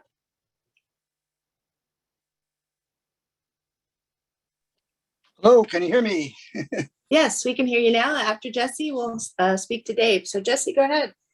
Okay, in regards to developing solutions and action plans, I feel that CARB, the AQMDs, and EPA have a legal fiduciary responsibility to disclose to the public all existing, all approved, all certified, feasible and costly technologies that will eliminate or significantly reduce emissions. It is not the responsibility of our communities to do and understand everything that's out there with the various industries that we have to face. But we have asked in terms like, for example, the technology clearinghouse, whereby any community, any resident, any member of the public can go to that and then look up something that should be fairly easy to look up. So if we're talking about, storage tanks that have fugitive emissions, you should already identify and have posted a list stating that, a vapor recovery system exists to capture these fugitive emissions and recycle them back again. It's not our responsibility to track that down. We don't need to reinvent the wheel by doing all kinds of studies and assessments when you already have some of this information. A good example is within your authority are the Title V permits. The Title V permits do not require any significant reductions and replacements of equipment. So therefore, if we're going to talk about AB 32 and any other program, cap and trade, there has been no significant reductions in any petroleum industry in California. I can show you 20-year trend charts showing that benzene actually has increased over the last 20-something years in the South Coast Air Quality Management District. Why is that allowed when there are technologies that can prevent it? If we're talking about flaring emissions, part of it is caused by power blackouts. We've already addressed that numerous times. BP Arco Oil Refinery in Carson, which is now Marathon, years ago built 2 co-generating backup plants. They never have a blackout that causes flaring due to a power outage. Why? Because they took care of it using a technology. CARB, AQMD, EPA has that authority to delegate that they use these existing off-the-shelf technologies now. And again, I ask you to define all these available technologies that are available for every industry in California. That should be your responsibility to make it easier for us, the public, to understand, and to understand that politics is interfering with the adoption of these technologies and good public policies that are being undermined. We are tired of seeing policies being undermined. Another example, the Alameda Corridor. 15, 20 years ago, it was pitched to the public asking us to support being taxed to pay off a bond over $1 billion for the Alameda Corridor here in Los Angeles, from the Port of LA and Port of Long Beach to the 2 railroad yards in downtown LA. And the purpose was to take the trucks off the freeways. Well, here is the update, everybody. The Alameda Corridor project is a failure today, a failure last year, a failure 5 years ago, 10 years, or 15 years ago. And why is it a failure? For 2 reasons. It's a failure again this year because ACTA announced they're in the red. They're not even making enough money to keep up with the repairs. Now, why are they in the red for repairs and money? Because the ACTA board is made by appointments from the Port of LA and Port of Long Beach who do not support the Alameda Corridor, who support their shipping companies who do not want to use it. So therefore, in the lease agreement, there is no requirement in all the port terminal lease agreements that they must increase the usage of the Alameda Corridor. So that's why there's a financial problem. Okay, the other problem is that, those trucks that are not going on the Alameda are going on the Long Beach Freeway, LA Harbor Freeway, and every other community major street in order to do what it has to do. But CARB, AQMDs, EPA all write their public comments. And every time we submit our public comments, you do not support us in the fact that we have identified the underestimation of those drayage truck miles traveled and all the locations that they go to, such as the off-port site container storage yard, the off-port site chassis storage yards. So, we have identified problems, and we've also identified solutions. And again, we're asking you that, let's not keep on reinventing the wheel, and let's not play dumb and stupid when we know that, this data is available. It's easily available. Just put it in a format where we can use it, and then let's identify where it's not being used and mandate so that it is used and becomes part of our, SERPs and our camps. Thank you. Thank you, Jesse. Dave. Thanks. Just a very brief comment. I just wanted to sort of second Jenny's comment about elevating the exposure over in sometimes the emissions.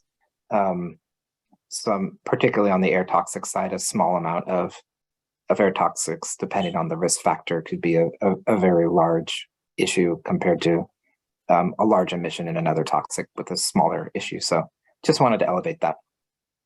And I want to thank you for elevating that, Dave and Jenny, because I remember when we were early on discussing AB 617 implementation at a board meeting. It was actually before board member Hurt had been appointed. And Professor Sperling, my colleague in academia, said, John, I finally get it. Exposure is more important than emissions in terms of health. So thank you.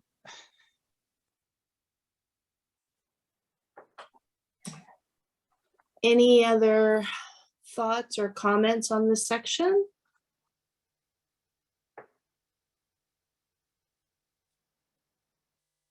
I wonder if anybody, not to be too controversial, but would like to talk about what happens when maybe some of the SERPs or camps are not fully implemented because there are different decisions that are made on whether a board level, maybe I'll stick with just a board level, and how we handle those conversations and discussions.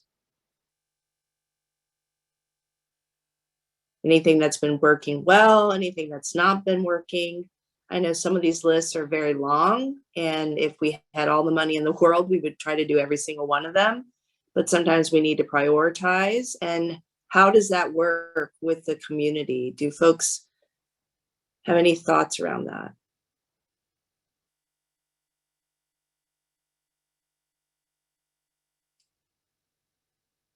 Thank you, Catherine, for raising your hand. Took me a minute to find the unmute button. I think it goes back to what Ryan mentioned earlier, which is just ongoing and clear communication. And that's about what is working, progress with implementation of CERP actions, but also it's about challenges where we, the best plans were put in place, community members, perhaps identified their concerns, and at the time of CERP development seemed very clear. But as we get into CERP implementation, it's been mentioned, we're all still dealing with this new normal that we're trying to figure out where we land after COVID. But, that did have an impact on some of the actions or how, in fact, they were executed. So just ongoing communication in place to, get the input of CSC members on new priorities. How do you pivot? What is the balance of, not being able to execute a certain action? Where's the next priority? How is that executed? And for most of our SERPs, there is some flexibility there to allow CSC members to determine that direction. But also I wanted to, add a mention of, it's on, I think, the last page of chapter 8, and it's regard to leveraging community input, our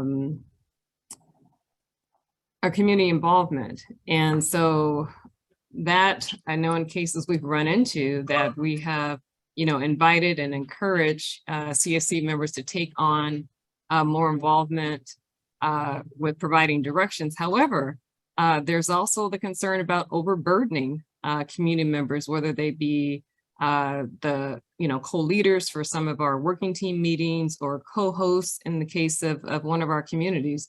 But it requires balance. But fundamentally, communication has to be there because it's ultimately everything that is done by South Coast, by other air districts, should be driven by the community's priorities, their wishes, their concerns. Thank you, Catherine. And the last comment about balance and overburdening, I think, is a real issue when I look at all the meetings that many of the community members go to, and how do we not overburden, but also include, and how do we make decisions in the real time? So thank you, Catherine. So now we'll move to Christine. Thank you. Something that just jumps out at me during this conversation that we're having right now ties into the notes I had put together on chapter 8. There's on page 43, there's a part of the People's Blueprint that I really like. And the sentence is that the goal is to gain consensus on strategies to ensure that planning is participatory, transparent, and successful.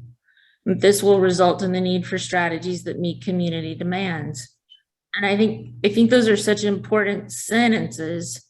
And what I'm hearing right now is kind of what about that is difficult and maybe challenging to make happen. And people are over resourced, and they're trying to plan and understand and figure out how to write measures that I've spent a whole career trying to understand, certain, the various technologies and the ways we reduce emissions and the things that we do. I think there has to be a thorough and supportive way. I love the idea of technology clearinghouses, and they're great, but they can be very challenging to navigate if you don't work in those technologies. And so I think it's important to consider finding a way, and I don't know if it's to come in and do presentations on like a Title V program, or if it's to come in and talk about vapor recovery and how tanks are controlled and what that all looks like. But I know from personal experience that those things are very hard to work on and can be very difficult to understand. And I would like to consider ways that the blueprint and the community steering committees, how to help them work in a way where they have that support and that information can be brought in. And I realize that's very challenging, but it seems critical to me. That's my comment. Thanks. Thank you. And I see in the chat, Paula stated, the goal of the program is to put the power back in the hands of the community to craft solutions that will create real change, end quote. And I just wanted to highlight what Catherine ended with, which I thought was both really clear and direct, and also went back to her comment about how the program is constantly evolving. Catherine ended by saying, what should be happening at a CSC should be driven by what the community wants.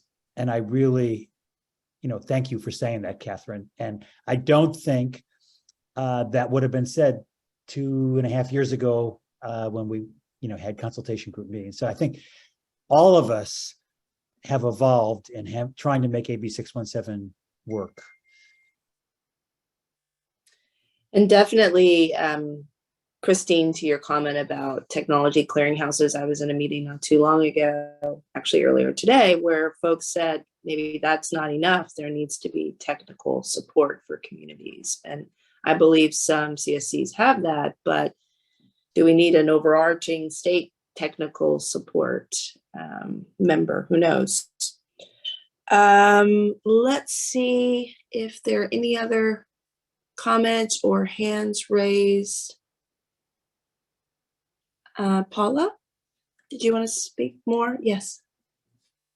Yeah, thank you. Thank you, Davina. I wanted to emphasize this part of the community-driven solutions and what you were just saying, Dr. Bones, about not putting the power back to the community, but also with the caveat and understanding that implementing these actions is not their responsibility. And so, yes, it's driven by their leadership, but the responsibility and accountability lays on the agency. And that's sort of like one of the challenges the program faces is very strict deadlines, lots of workload, lots of commitment that is needed. So I think that's important to balance out. And I wanted to refer back to the blueprint around building partnerships and collaborative solutions. I think something important to say about this is how do we push a more proactive approach to regulatory enforcement that doesn't overextend our community members, but again, puts accountability back to the agency.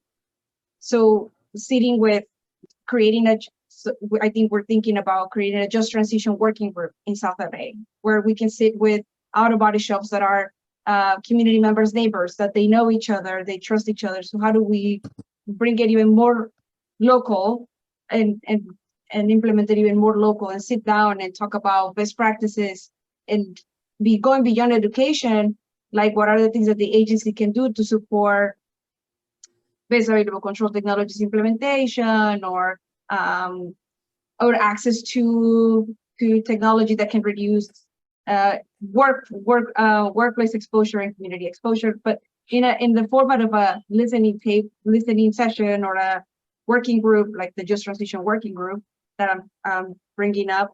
And this is just an idea because I'm thinking about this proactive approach of enforcement and compliance that drives both building trust with the community, the agency, and the regulated industry. Obviously, there are a lot of caveats. I definitely think that there's places where you could do that, like auto body shops, dry cleaners, metal facilities, but it might be different for other types of industries. But how do we create a space for more collaboration and statewide approaches to emissions reductions? Thank you, Paula. I really agree that enforcement that the community can see benefit from is a key aspect of AB 617 successful implementation. It's actually in the legislation that there should be enhanced enforcement. And I just want to say, I can't speak for districts, but I can speak a bit for the CARB enforcement division, and they're trying to be much more engaged with communities that bring to their attention problems with facilities. I know you were talking at the very local level where there's already some trust that's established between the business owner, like auto body shop, dry cleaner owner, and the rest of the community. But I think it's important at a more macro level as well. So, Jesse, did you have your hand up again? If you do, I'm going to ask. Yes, Gus. I did have. Yeah. So, Jesse, I'm going to put you behind Gus because he hasn't had a chance to speak yet, but you'll be next. Okay. No problem. Go ahead, Gus. President, thank you so much for the opportunity. And I'll keep this short. Just after reviewing the chapter and looking at it again, I very much support the People's Blueprint.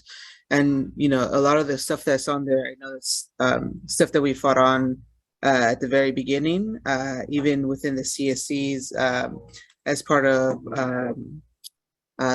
forming the CSCs and the bylaws, and just, really advocating for, as we know that the People's Blueprint is different from the staff's CARB's update on the blueprint, different documents that, updating the staff's report really reflects a lot of the principles and solutions that are in the People's Blueprint. That way, even though it's a separate blueprint, it's very much something that is implemented.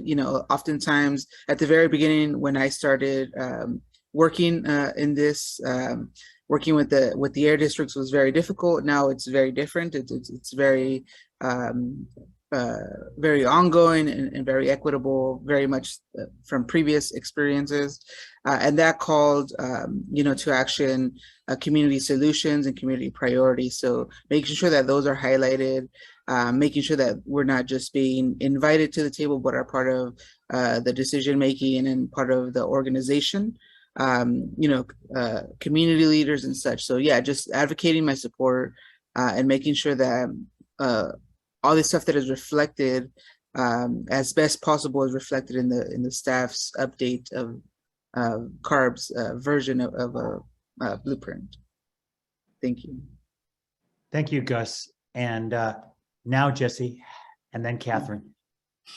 Oh, another area where we need CARB and different agency support is when other government agencies have special programs, manuals, guidelines, and things of that nature for public comment.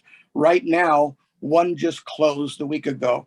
The California State Transportation Agency, CalSTA, had a draft port and freight infrastructure program guidelines document out for public comment and review.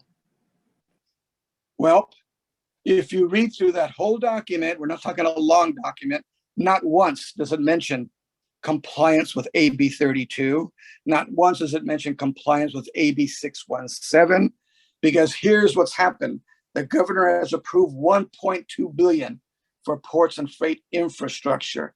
The only ones that can apply are government agencies. So it has to be a port, city, county, or some type of joint power authority that can apply for this money.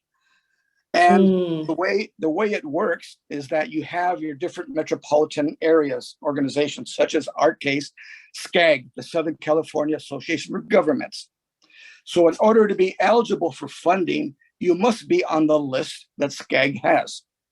Okay. Well, SCAG has had a list for the last 25, 30 years. Okay.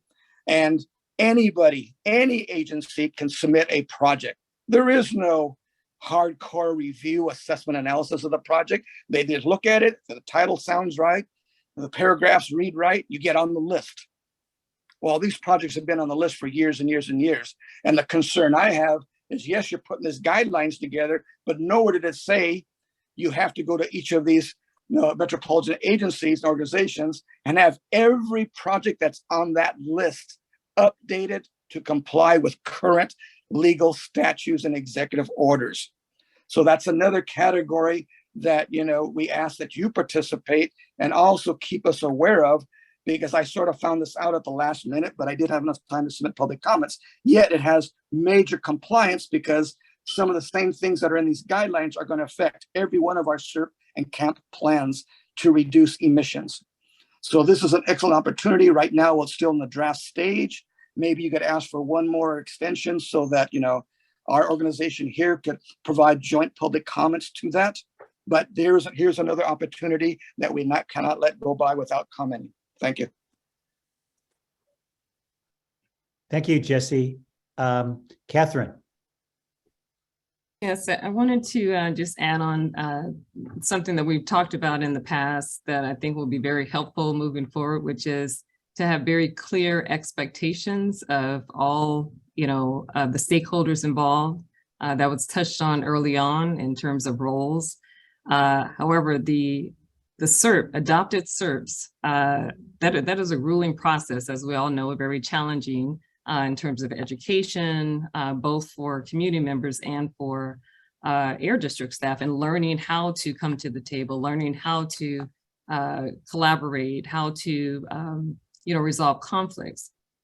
But the SERPs are approved and adopted by air district boards and then by CARB's boards. So the essence of SERP actions that have been agreed upon, that is always the balancing center, if you will, that when we're weighing and balancing use of resources and calling upon community members for involvement, ultimately the focus should be on SERP actions that have been approved, and that then can become the guiding factor in how to move forward, how to make decisions on what the highest priorities are, because there is a lack of resources. We don't have unlimited resources, air districts don't, and then community members also in terms of capacity for attending meetings.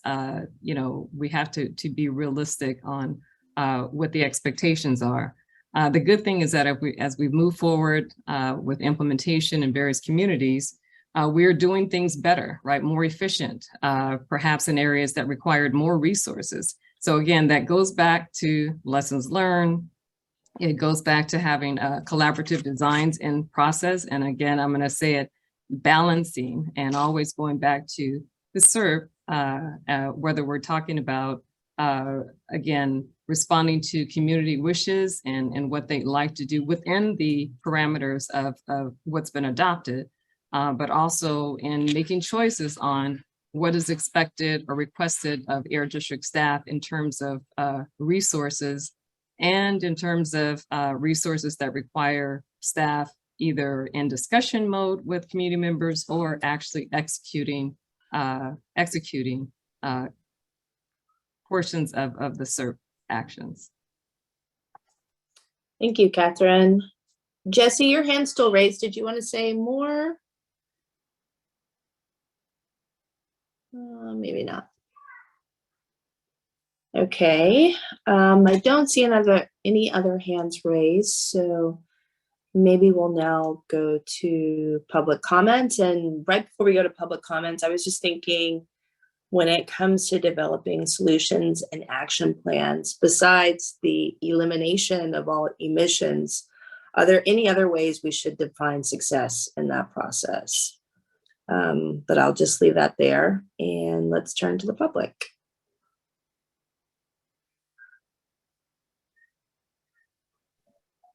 I think I saw earlier, and they might have already been asked on. Richard.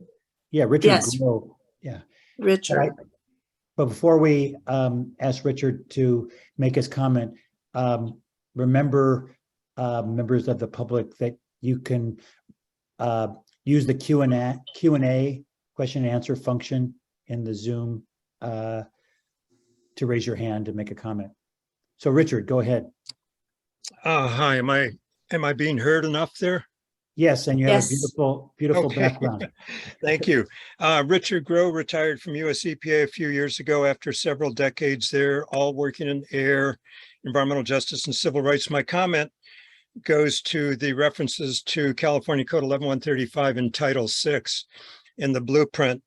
And it shows up in the framing document, but the way I would have worded it nowadays, just by point of reference, I was pulled in sort of advisory role to the writers group. I was a non-community representative member of that, but the point being made there, at least in my reading of it, is there's actually, and it goes to references to local governments and trying to get real participation around the table from various agencies. It goes to points Jesse's raised about the things he wishes state and local agencies would be doing, technology requirements net.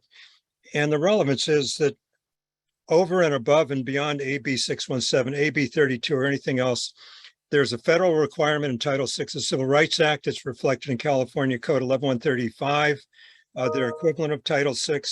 And it goes to the point that there's an obligation that actually goes beyond voluntary collaboration. There's an obligation of any entity that's being funded or getting assistance from the feds or the state, money or otherwise, to actually do what they can to make sure that nothing they are doing, their methods, criteria, citing decisions, and so on, are having a disparate or discriminatory effect.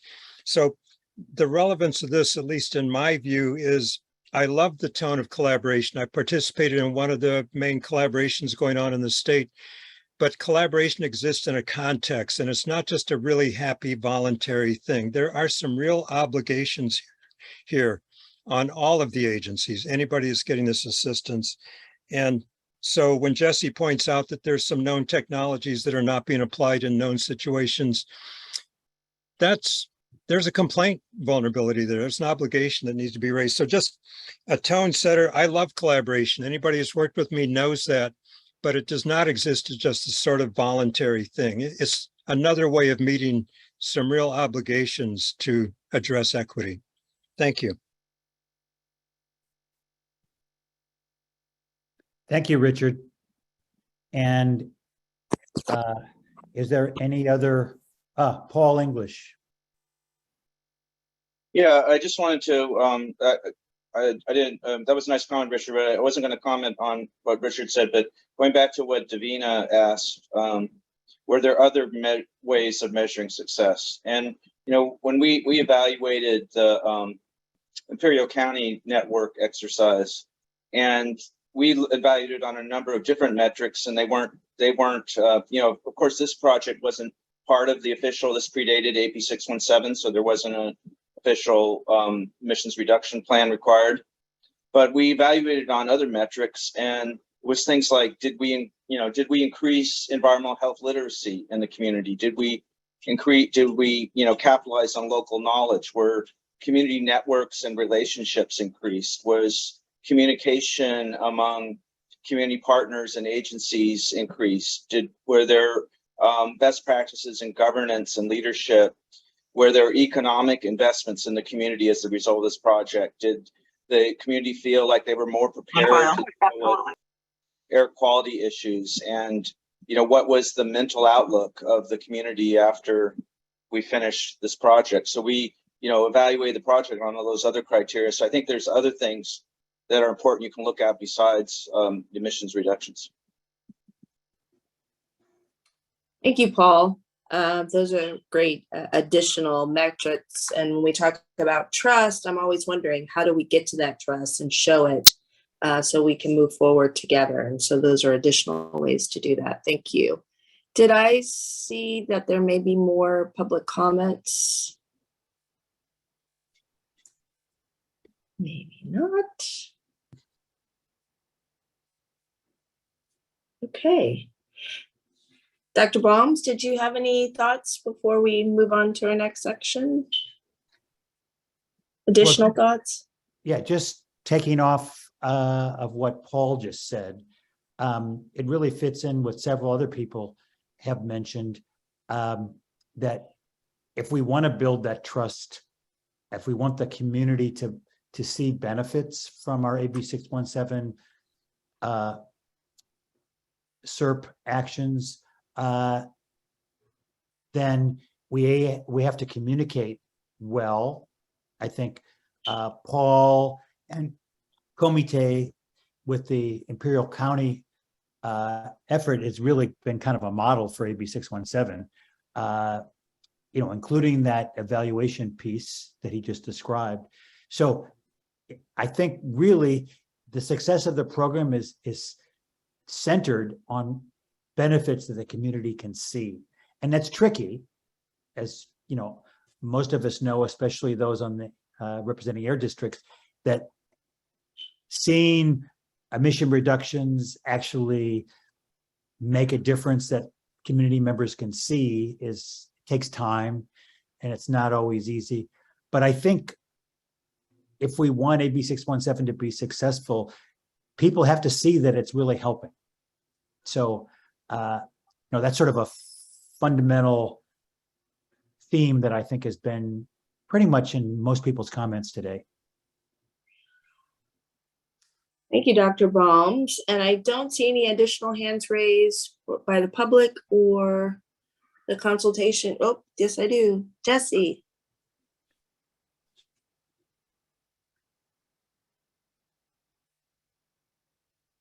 Maybe that was okay. Unmuted now. Okay. Actually, when we're talking about the reduction of emissions, there are numerous other co-benefits.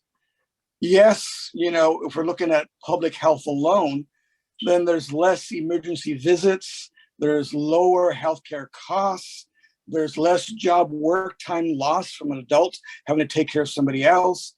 Even if we're talking about a student who misses school, well, that student is $1 amount per day. So if you start getting 20, 30 students absent, then we're talking thousands of dollars that go to pay the teachers' salaries and supplies and equipment. But then there's also other things too. You know, we're going to zero emission types of equipment and vehicles. There's less hazardous materials. There's less hazardous waste material for disposal. There's less fire and explosion risk. So, we can create a list of 50 other co-benefits that, go along with, reductions of emissions that also need to be considered.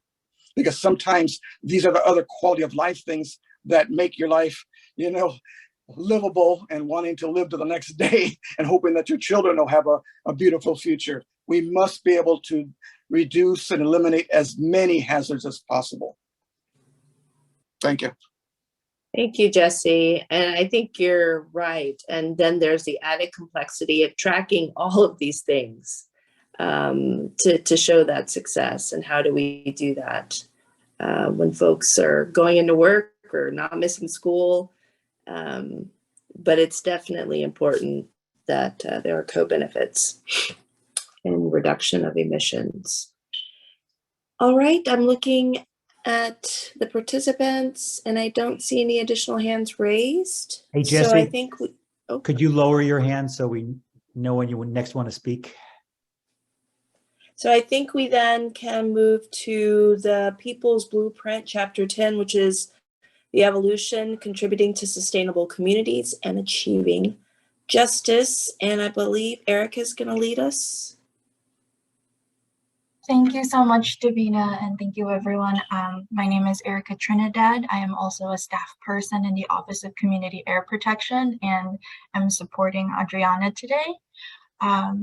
So Chapter 10 of the People's Blueprint, which is on page 51, if you'd like to follow along, states that it is imperative that government agencies, community organizations, and community representatives continue to advocate for bolder visions of racial and environmental justice that transcend the current application of the AB 617 legislation in the hopes to improve disproportionately dangerous air quality. Chapter 10 of the People's Blueprint provides several strategies to carry this vision forward, and we can see the first one on the screen. Thank you, Adri. The state must establish a plan to eliminate air pollution disparities for all California communities by 2030. The next one is that impacted communities must be full partners in all actions to address environmental justice, and that air pollution control sector of California must be trained, prepared, and energized to engage with impacted communities. And finally, that a systems approach that transcend the silos of air, water, land, and materials should replace the state's current approach to remediation. Thank you so much, and I'm looking forward to the discussion led by our co-chairs. Thank you, Erica. And yes, thank you for putting up the next slide. So our discussion prompts for Chapter 10 are the following. How should Blueprint 2.0 contribute to sustainable communities and achieving justice? What practices have been implemented so far that should be encouraged in other communities? And then again, what were some challenges you've had to face? I think we all have some thoughts about these prompts, so don't be shy. So Dave and Paul, thank you for kicking us off. So Dave first, then Paul. Yeah, and so when I read this chapter, and I guess also when we just had the presentation, one thing that really struck me is that I feel like this should almost be like elevated to beyond a Chapter 10. And maybe put it as like a opening guiding vision or guiding principles at the beginning of a document, and then everything else kind of like flows from that. I just feel sort of putting it at the end doesn't really do it the justice that it deserves. So thank you, Dave. And you echoed some thoughts that we had. We had a preparatory meeting. Okay. Davina, no, it's great. Davina and I, Deldy, Brian, Liliana, Michelle, I'm leaving people out, Audrey, and we all said, or at least somebody said, and then we all agreed, boy, this should really be elevated. It should probably be in the introduction. So thank you for bringing that up. Yeah, Paul.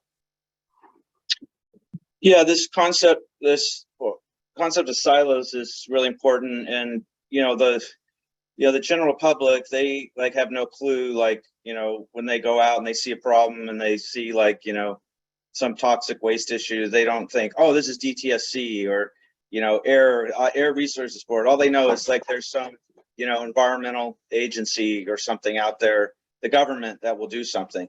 And I think the one thing that really broke those silos down that was great for the public was the original Ivan network that Comite put together, because that was originally to consume complaints that were directed to DTSC. And they had a DTSC liaison, and if Luis is on, I'm sure he could talk more about this. But then it got, then AIR got incorporated into that same platform. And then now there's a subset of it that's displaying, air quality. And my understanding is CARB or somebody at Cal EPA, they kind of copied that model that of the original Ivan reporting system. And I'm just wondering, that one was kind of like more move, breaking down the silos, and that the public could get onto this platform, this reporting platform, and they could just report anything. And it wasn't like, they had to say, oh, pesticides, this is going to DPR and all that. So I don't know if something more like that could happen, maybe it would be helpful to break those down. And thank you, Paul. And if I could take a co-chair prerogative here, I think that's a great point. And this is a shout out to Gus and to Ryan. I think that the Shafter Community Screening Committee and SERP discussion got us being CARB, to really understand that ambient pesticides is an issue that we had to take on. We couldn't just leave it to DPR. And not that we've, had total success, but there's been, CARB is now taking on ambient pesticides in multiple ways. And multiple board members are now, interested in doing something about it. So I think this is an example of an AB 617 success that started with, the approval of a SERP by, the issue didn't start then, but getting CARB really involved started with that. So anyway, it's a pet peeve of mine, state agency silos, and even within Cal EPA, as you point out, DTSC and CARB don't always, work together as well as we might. So Brian, you get your hand up. Oh, yeah, thanks. I just, something I thought of, and I don't see Miss Margaret here, so I wanted to bring it up. As far as achieving equity, I thought what West Oakland did with their equity analysis, they kind of modified from the city of Oakland, where they looked at a strategy and evaluated the current state. Okay, is this an inequitable rule or regulation? What groups is this discriminating against?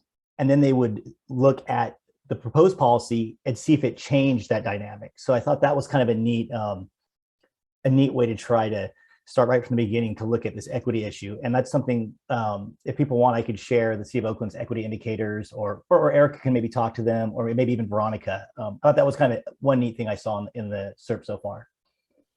Yeah, thank you, Brian. Good point. Paula? Thank you.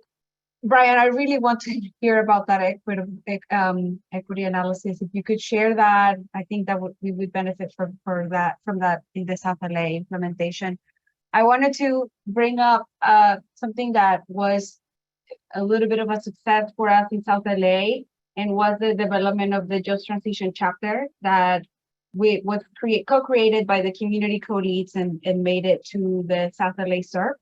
And that was actually a success and a victory for us, because we were really pushing for this concept of how do we achieve equity and social justice and economic justice and environmental justice by bringing in these proactive approaches to enforcement. And I wanted to bring it up as an example of how we can start sort of assessing pollution burden from a cumulative burden perspective, and that as we are looking at phasing out oil drilling in the city of Los Angeles, or with the implementation of the statewide buffer zones for oil and gas, How are we putting economic justice parameters that will support our community, and in both ways that will protect the health of frontline workers and the community.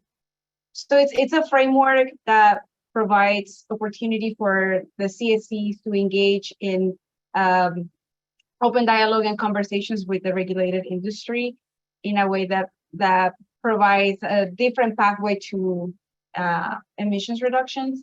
And there are clear examples of, in our Just Transition chapter of the South LA Fair, there are clear examples of how to do that with specific industries. Again, I'm mentioning like small, more localized version is for South LA, auto body shops, dry cleaners. But I think this is sort of what how we can start building this statewide best practices and lessons learned approaches to ensure that as we're addressing pollution burden, we're listening to the community when they say, I'm worried about my neighbor's job. And I think that that's something that we should take into consideration in terms of both exposure and emissions. Thank you, Paula.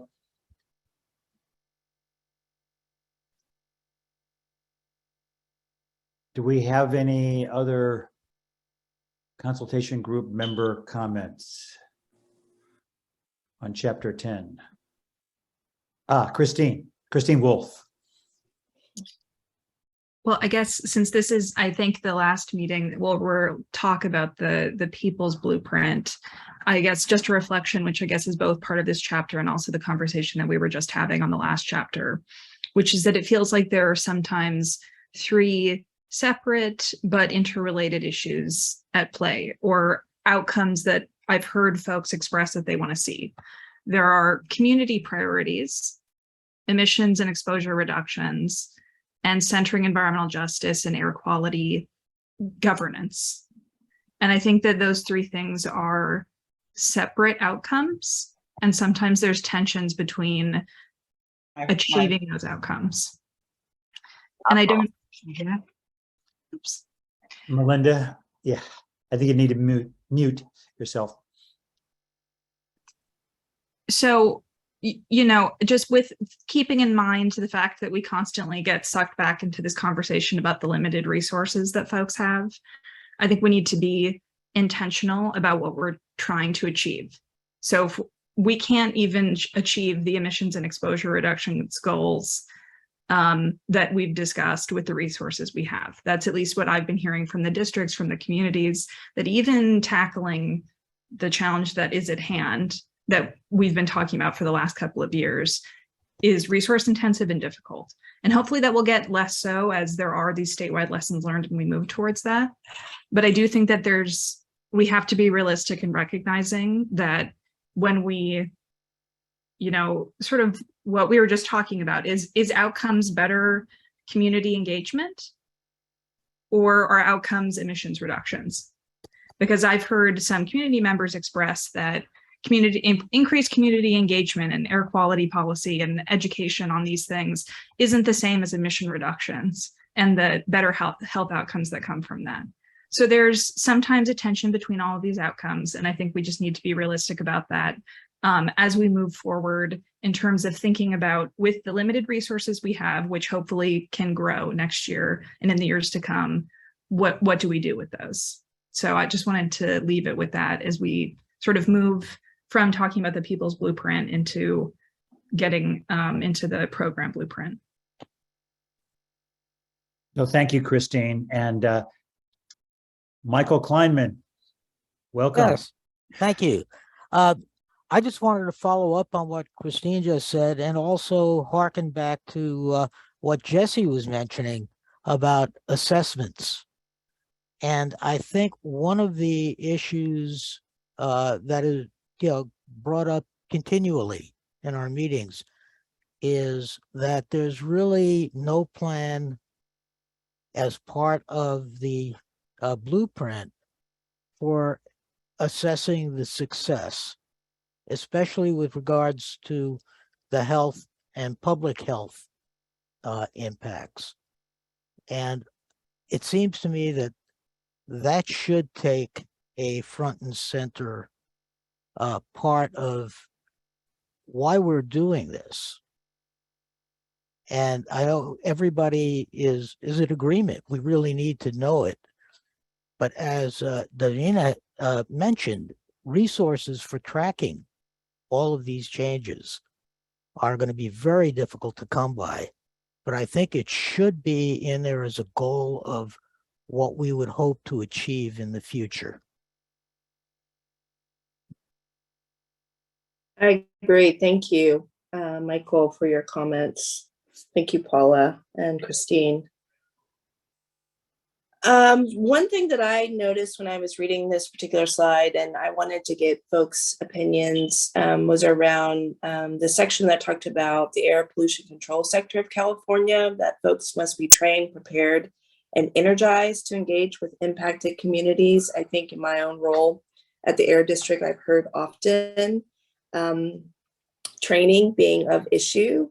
And I'm just wondering from different community members if maybe we can expand on that and see if there are specific things that they're thinking about when it comes to whether it's criteria or sensitivity that can be articulated of what aspects of training are really important. So as we build departments, we keep that in mind. And while people are thinking about that, we can go ahead and go to Gustavo, who has his hand raised. Yeah, thank you so much. As I look at this chapter, something that comes to mind is obviously all the previous comments that have been made by Chairman John, Paul English, Jesse, right on like the potential best strategies moving forward, the evolution of AB 617, understanding the gravitude of like limited resources, right, to, hyper-focused needs in environmental justice communities, being that there is so much of them, like how do we amplify in these communities, like localized, ongoing programs that already work, like for example the IVAN platforms, right? There's more than half a dozen IVAN reporting platforms across the state.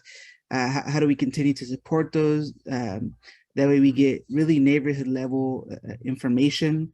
Aside from that, I mean, in Shafter, not only really going beyond this like need to have interagency collaboration go beyond like jurisdictional boundaries. For example, pesticides, as we talked about, being something that at the beginning at least seemed like it wasn't a space, AB 617 wasn't space for pesticide.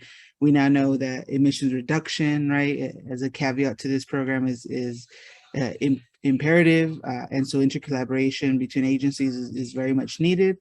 Again, in Shafter, as part of the SERP, we had a strategy on working with local land use agencies on implementing a 2,500-foot setback between new oil and gas production and environmentally sensitive locations. We now know that a better version of that is at the governor's desk, awaiting signature of 3,200 feet, right? And so this is something that communities have been working on way before AB 617. And so, instead of one way, an alternative to, continue to staff CBOs, continue to staff regulatory agencies to continue to implement these SERPs and camps in other communities that are not part of AB 617 is how do we collectively create like best practices, community portfolios in other communities where, benefits that are happening in Shafter, Stockton, Arvin, just talking about Central Valley 617 communities, how those benefits that they're receiving as 617 communities go universal beyond non-617 communities, in these air basins. And so I think about the evolution of this, both the People's Blueprint of AB 617 is, who actually is responsible to collect, to, aggregate all these different wealth of information that we've been talking about for years now, and make it something that is scalable, programmable, and can be integrated, virtually in any air district. So yeah, those are just the things that come to my mind when we talk about evolution in AB 617 and in the blueprints, et cetera. Thank you, Gus. Thank you. Yeah.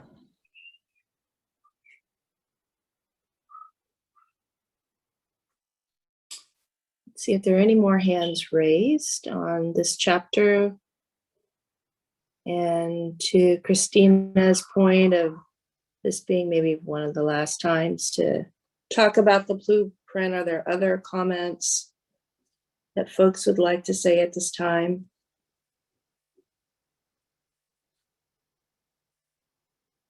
Well, I just want to add something. Is there somebody else's hand up? No, I was just going to go to public comments, but you add something first.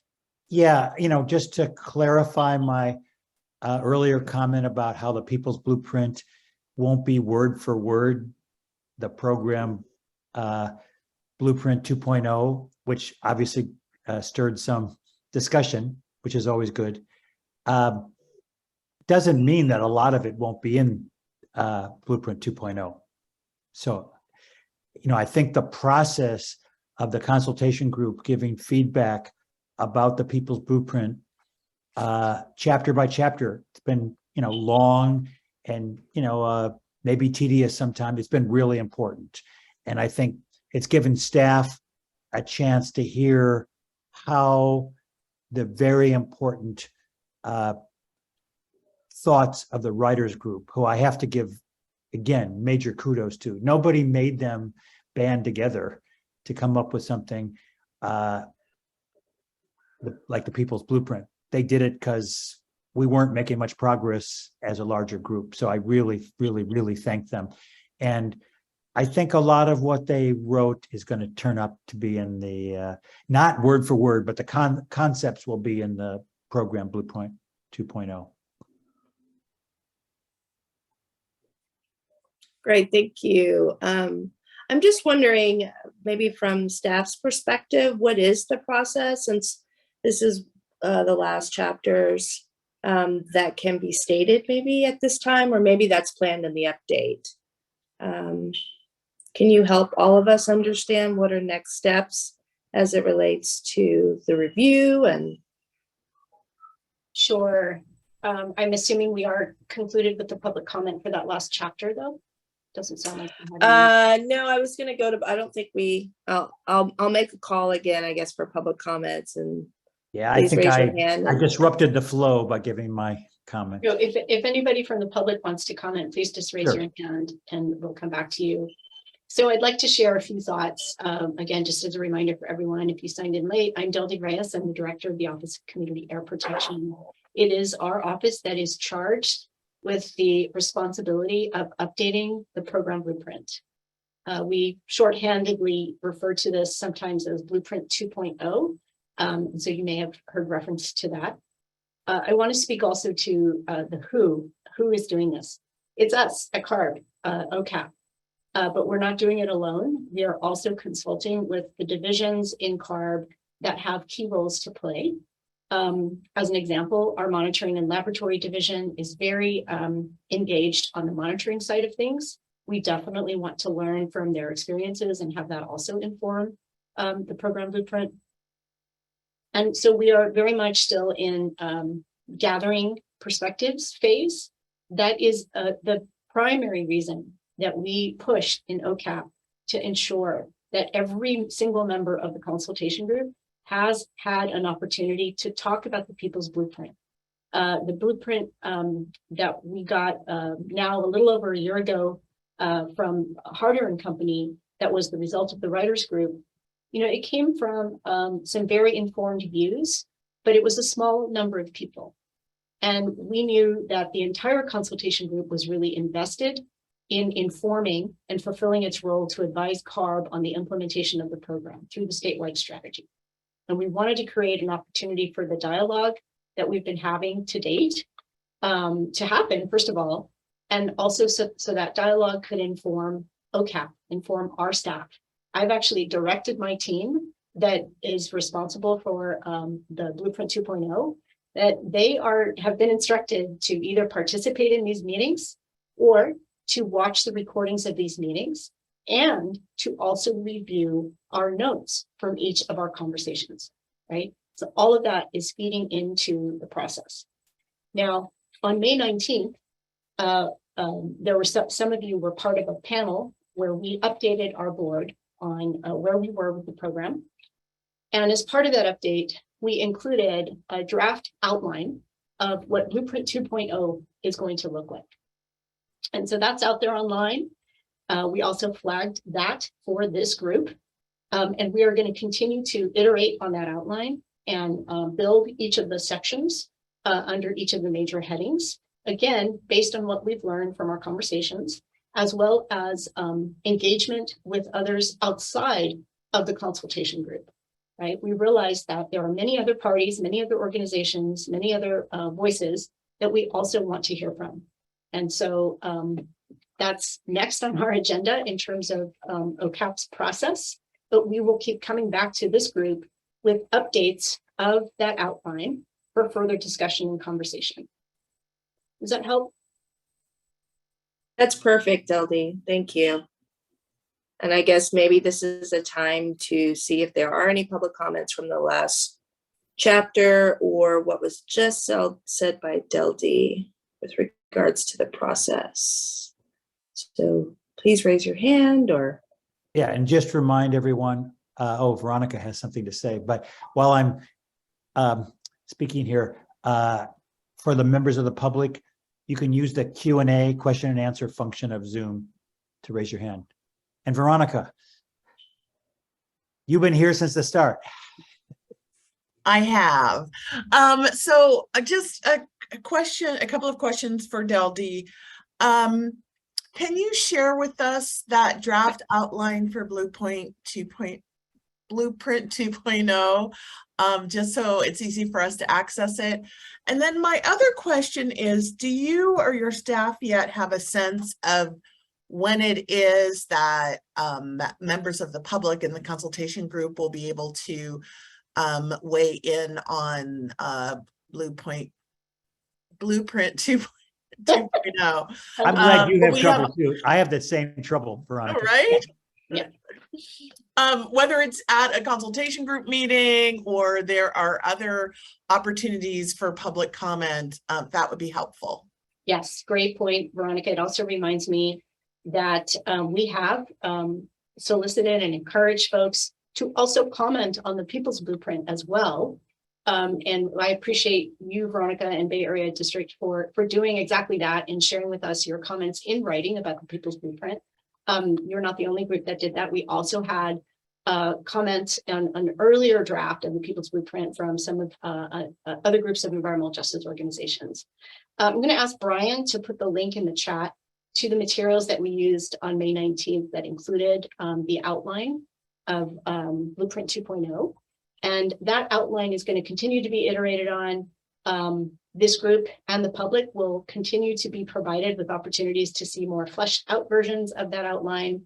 We want this to be an iterative process so that we reduce the risk of folks feeling surprised by something being in the blueprint or maybe not being in the blueprint that you thought might or might not be in there. And so we want to have a really iterative and transparent process of fleshing out the document. I also just want to point out the People's Blueprint, there actually are some portions of it that borrowed pretty heavily from the existing current blueprint. So there is some overlap there in terms of the content, but we are starting from scratch. We are not just picking up the old CAR blueprint and tweaking it. We also, as you heard, are not simply starting from the People's Blueprint. We are starting from an outline that captures all of the major topics we think we've heard so far, right? And starting to flesh them out. We also want the version of the blueprint to be more accessible than the current version is. We know that it will have a large online presence, and so we want folks to be able to use it, as a reference much more readily than the current version. And so the look and feel of it, we are hoping to have more accessible, more visuals, plain language, getting right to the point of, how can the content address a question or need or issue that is relevant to the process of community scale air quality protection. And timing wise, we also included in our slides on May 19th, our overall timeline course. We are required by law to produce Blueprint 2.0 by September of 2023. We are tentatively planning to go to our board in August of 2023. And so I'll have to ask the staff to help me remember what we say in our timeline about drafts being available, but certainly, I think we can think about later or early next year, having a draft that is the fleshed out outline that is available for more detailed comment. Thank you, Deldy. Yeah. Let's see if there are any public comments. This will be our final public comment section. Just want to thank everybody for their rich conversations and comments and thoughts. And I don't think I see any additional hands raised. So there we are. Jesse.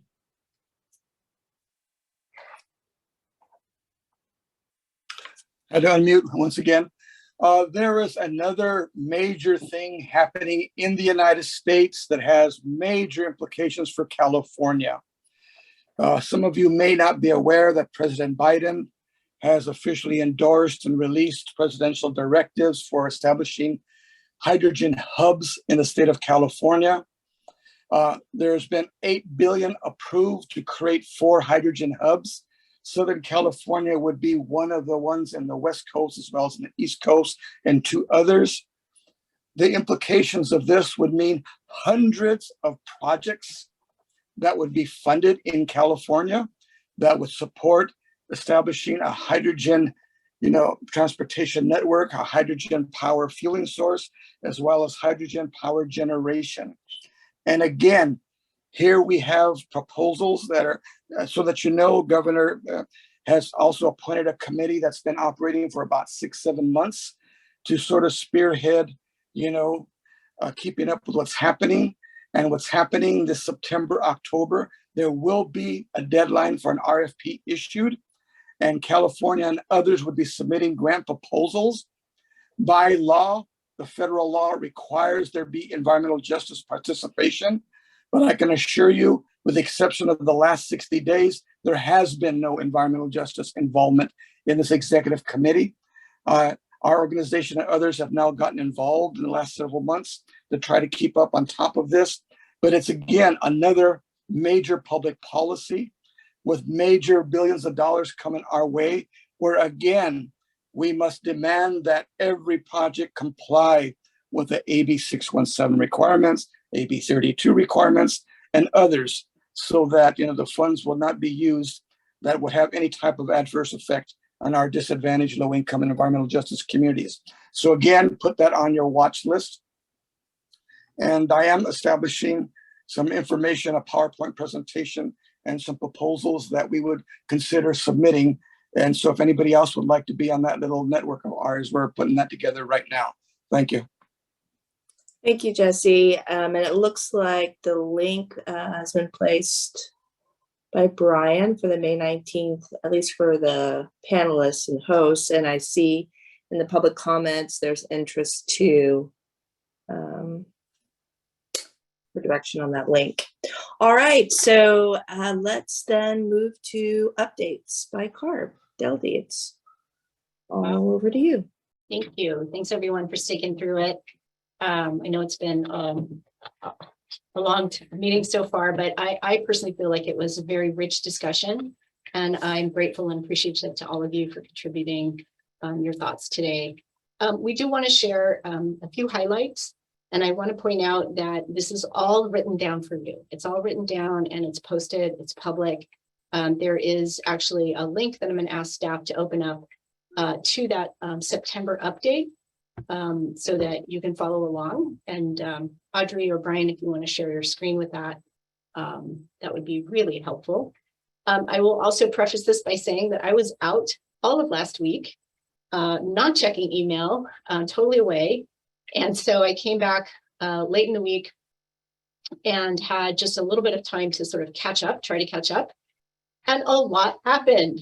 So the first pieces of our update here actually speak to legislative and budget concerns. So one thing to note is that AB 617 was signed in 2017. And for the first time, it has now been amended, or it will be, depending on the governor's signature of AB 1749. AB 1749 has cleared both houses and it is on its way to the governor's desk for signature. This is was authored by Cristina Garcia, and it does a number of things. You can see the 4 bullets that are outlined here, and I want to just walk through what those are. There's also a link so that you can see the text for yourself. First, it requires CARB. So every time that we update the program blueprint, which is what we're all doing right now, we're required to make sure that we put in statewide measures that will reduce toxics and criteria air pollutants. Now, this refers to what we call in the current blueprint Appendix F, which is the commitments that CARB is making to use its own regulatory authority on a statewide basis to reduce emissions. So this is just another reminder that this is the expectation of the legislature when it comes to AB 617, that CARB also has to do its part in terms of using its regulatory authority. The second bullet talks about those districts that are required to adopt a SERP, that this bullet actually provides more time to develop that SERP. Several of us have commented and have experienced ourselves that 12 months is an awfully short time to co-design and co-write and co-create an emissions reduction plan. This bullet gives an air district up to an additional year to write that SERP, as long as the majority of the people that were designated by the district to help write the SERP agree with the extension. So that gives a little bit of relief in terms of the timeline. The third bullet is that every time that a district submits an annual report to us, they also need to include in that annual report what they are doing to make sure that they are updating their program to be consistent with the new blueprint, right? So this is important, sort of check and balance in making sure that anything new that we require or strongly encourage in our blueprint, that the districts have an opportunity to tell us how they are going to implement those things in their annual report. In the fourth bullet, this is specific to those air districts that have a population of 1 million people or more, and that this has to do with the permitting side of things. It says that if you're one of these districts with 1 million or more people in your population, the law says that you must post on your website in some sort of easily identifiable way the permits that are issued by that air districts for the stationary sources in that district. So adding some more transparency in terms of ease of accessing information about stationary sources in certain districts, not every district. Those are the 4 main highlights from AB 1749.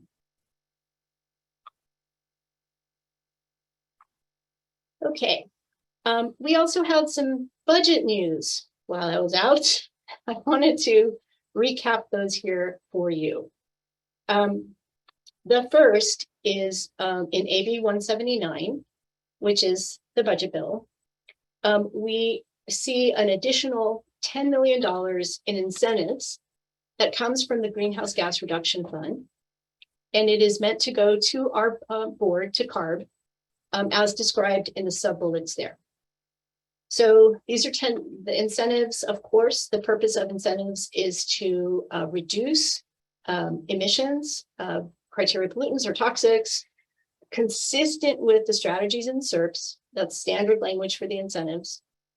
But then the new language says that up to 10 million of those funds can be used to develop new community emission reduction programs. Now, I'll be honest with you, we are still parsing through how best to interpret this. And I'm not going to be able to tell you exactly what that is right now, but I did want to just highlight for you that this is out there. I think that this is actually very good news. It does represent an increase of funding, even though it may be modest. And so we have some ways to think about how best to use this funding to support communities, to support bringing more communities into the program, and to support air districts in the very resource intensive process that they need to undertake in order to work with communities to write new emission reduction plans. So that's good news, but that's about all the information I can share with you at this point. And then the other budget piece starts out with the bullet that starts out with section 113. This was an amendment to the Budget Act for 2022 and 2023. It's a little cryptic, but you can see that the relevant piece here is 1.5. $30 million was allocated for support to the State Air Resources Board, to CARB, for what we understand is the mobile monitoring program that we had earlier been directed to write a budget change proposal for by the governor's office. So if you want to understand how that funding is intended to be used, there is a link here to the budget change proposal that CARB did write at the request of the governor's office. Again, the gist of that proposal was to establish through contract or contracts a mobile monitoring system across the state. I'm going to pause here because that was a lot.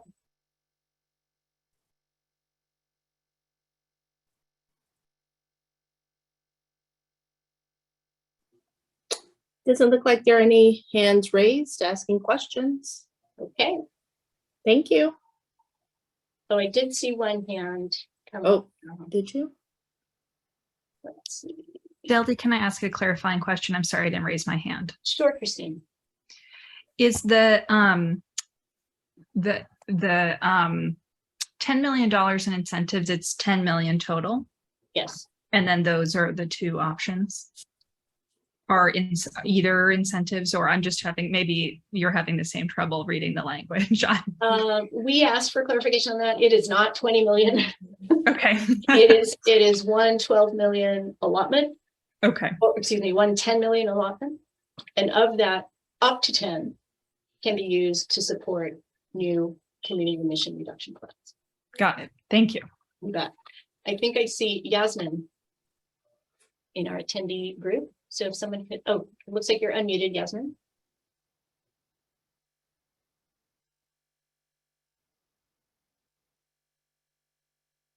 Oh, and you just got muted again. Okay, can you hear me? Oh, we can hear you now. Perfect, okay. Yeah, so the 10 million, that's great news. We did submit a budget request and have been pushing it through for 40 million. So just to hear even some part of that might have been approved is great news. I would definitely love to connect with your team as you kind of comb through those pieces and share the initial letter if CARB hasn't already seen it, just to kind of run through some of the asks that we did have as a coalition of different environmental justice communities about what ideas there are with that funding. Mm-hmm. Absolutely. Thank you for connecting that dot. So more to come on that for sure. I do encourage folks to familiarize themselves with the budget change proposal if they're interested to learn more. I do also want to highlight some really, really good news. Again, I know it's no big news to all of you, but just reinforce that the program is moving along.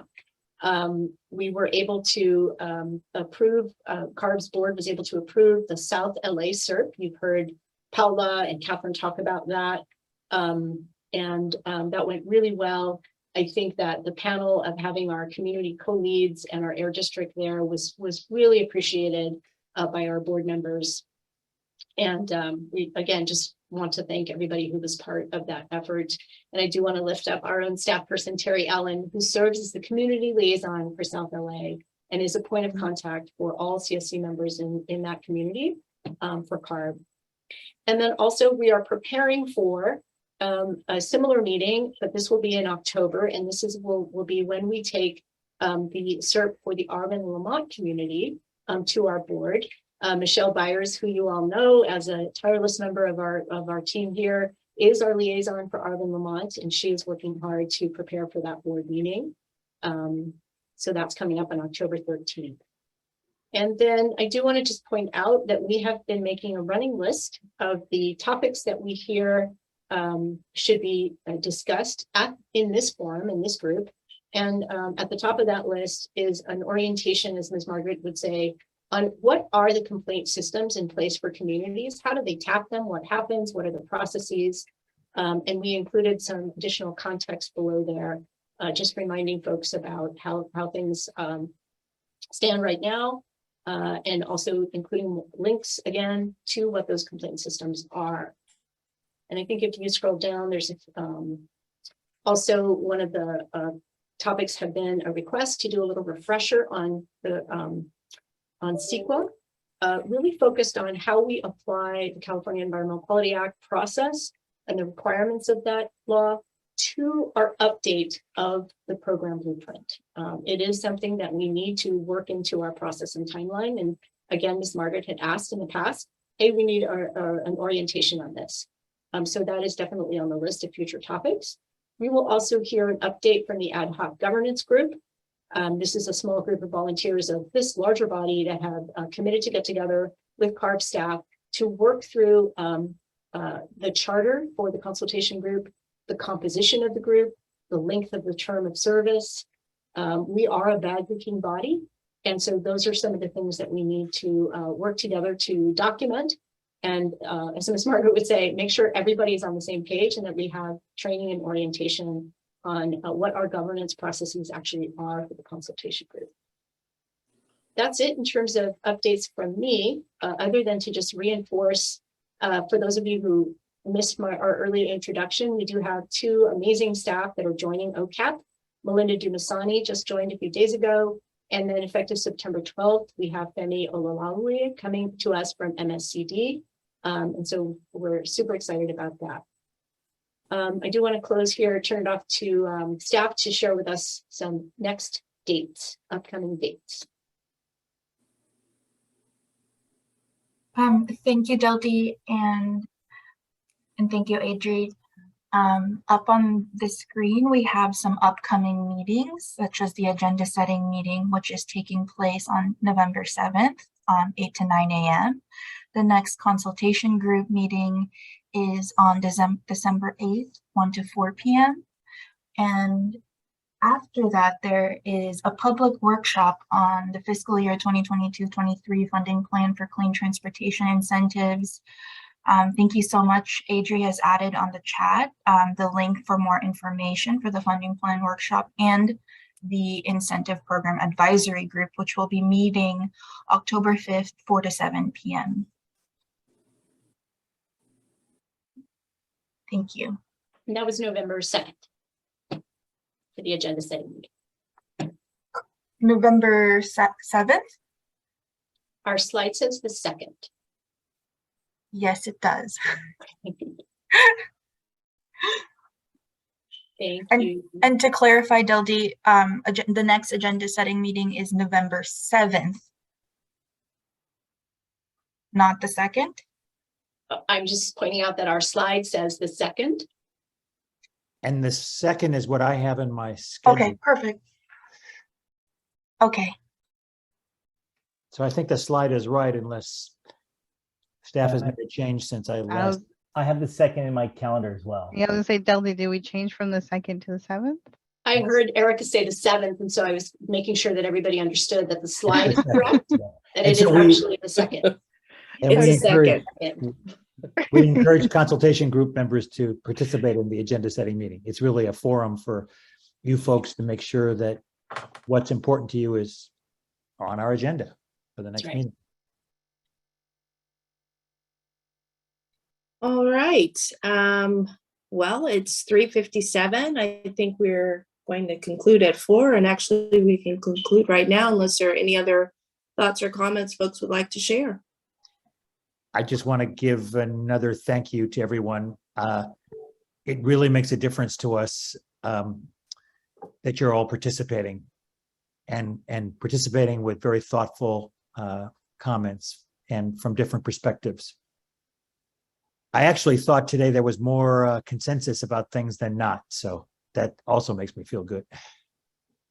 We're moving in the right direction for sure. Thank you, everyone, for your time and your great comments, and we will see you at the next meeting. Thank you all. Thank you. Thank you all. Good night. Good night. Right. Thank you. Yeah.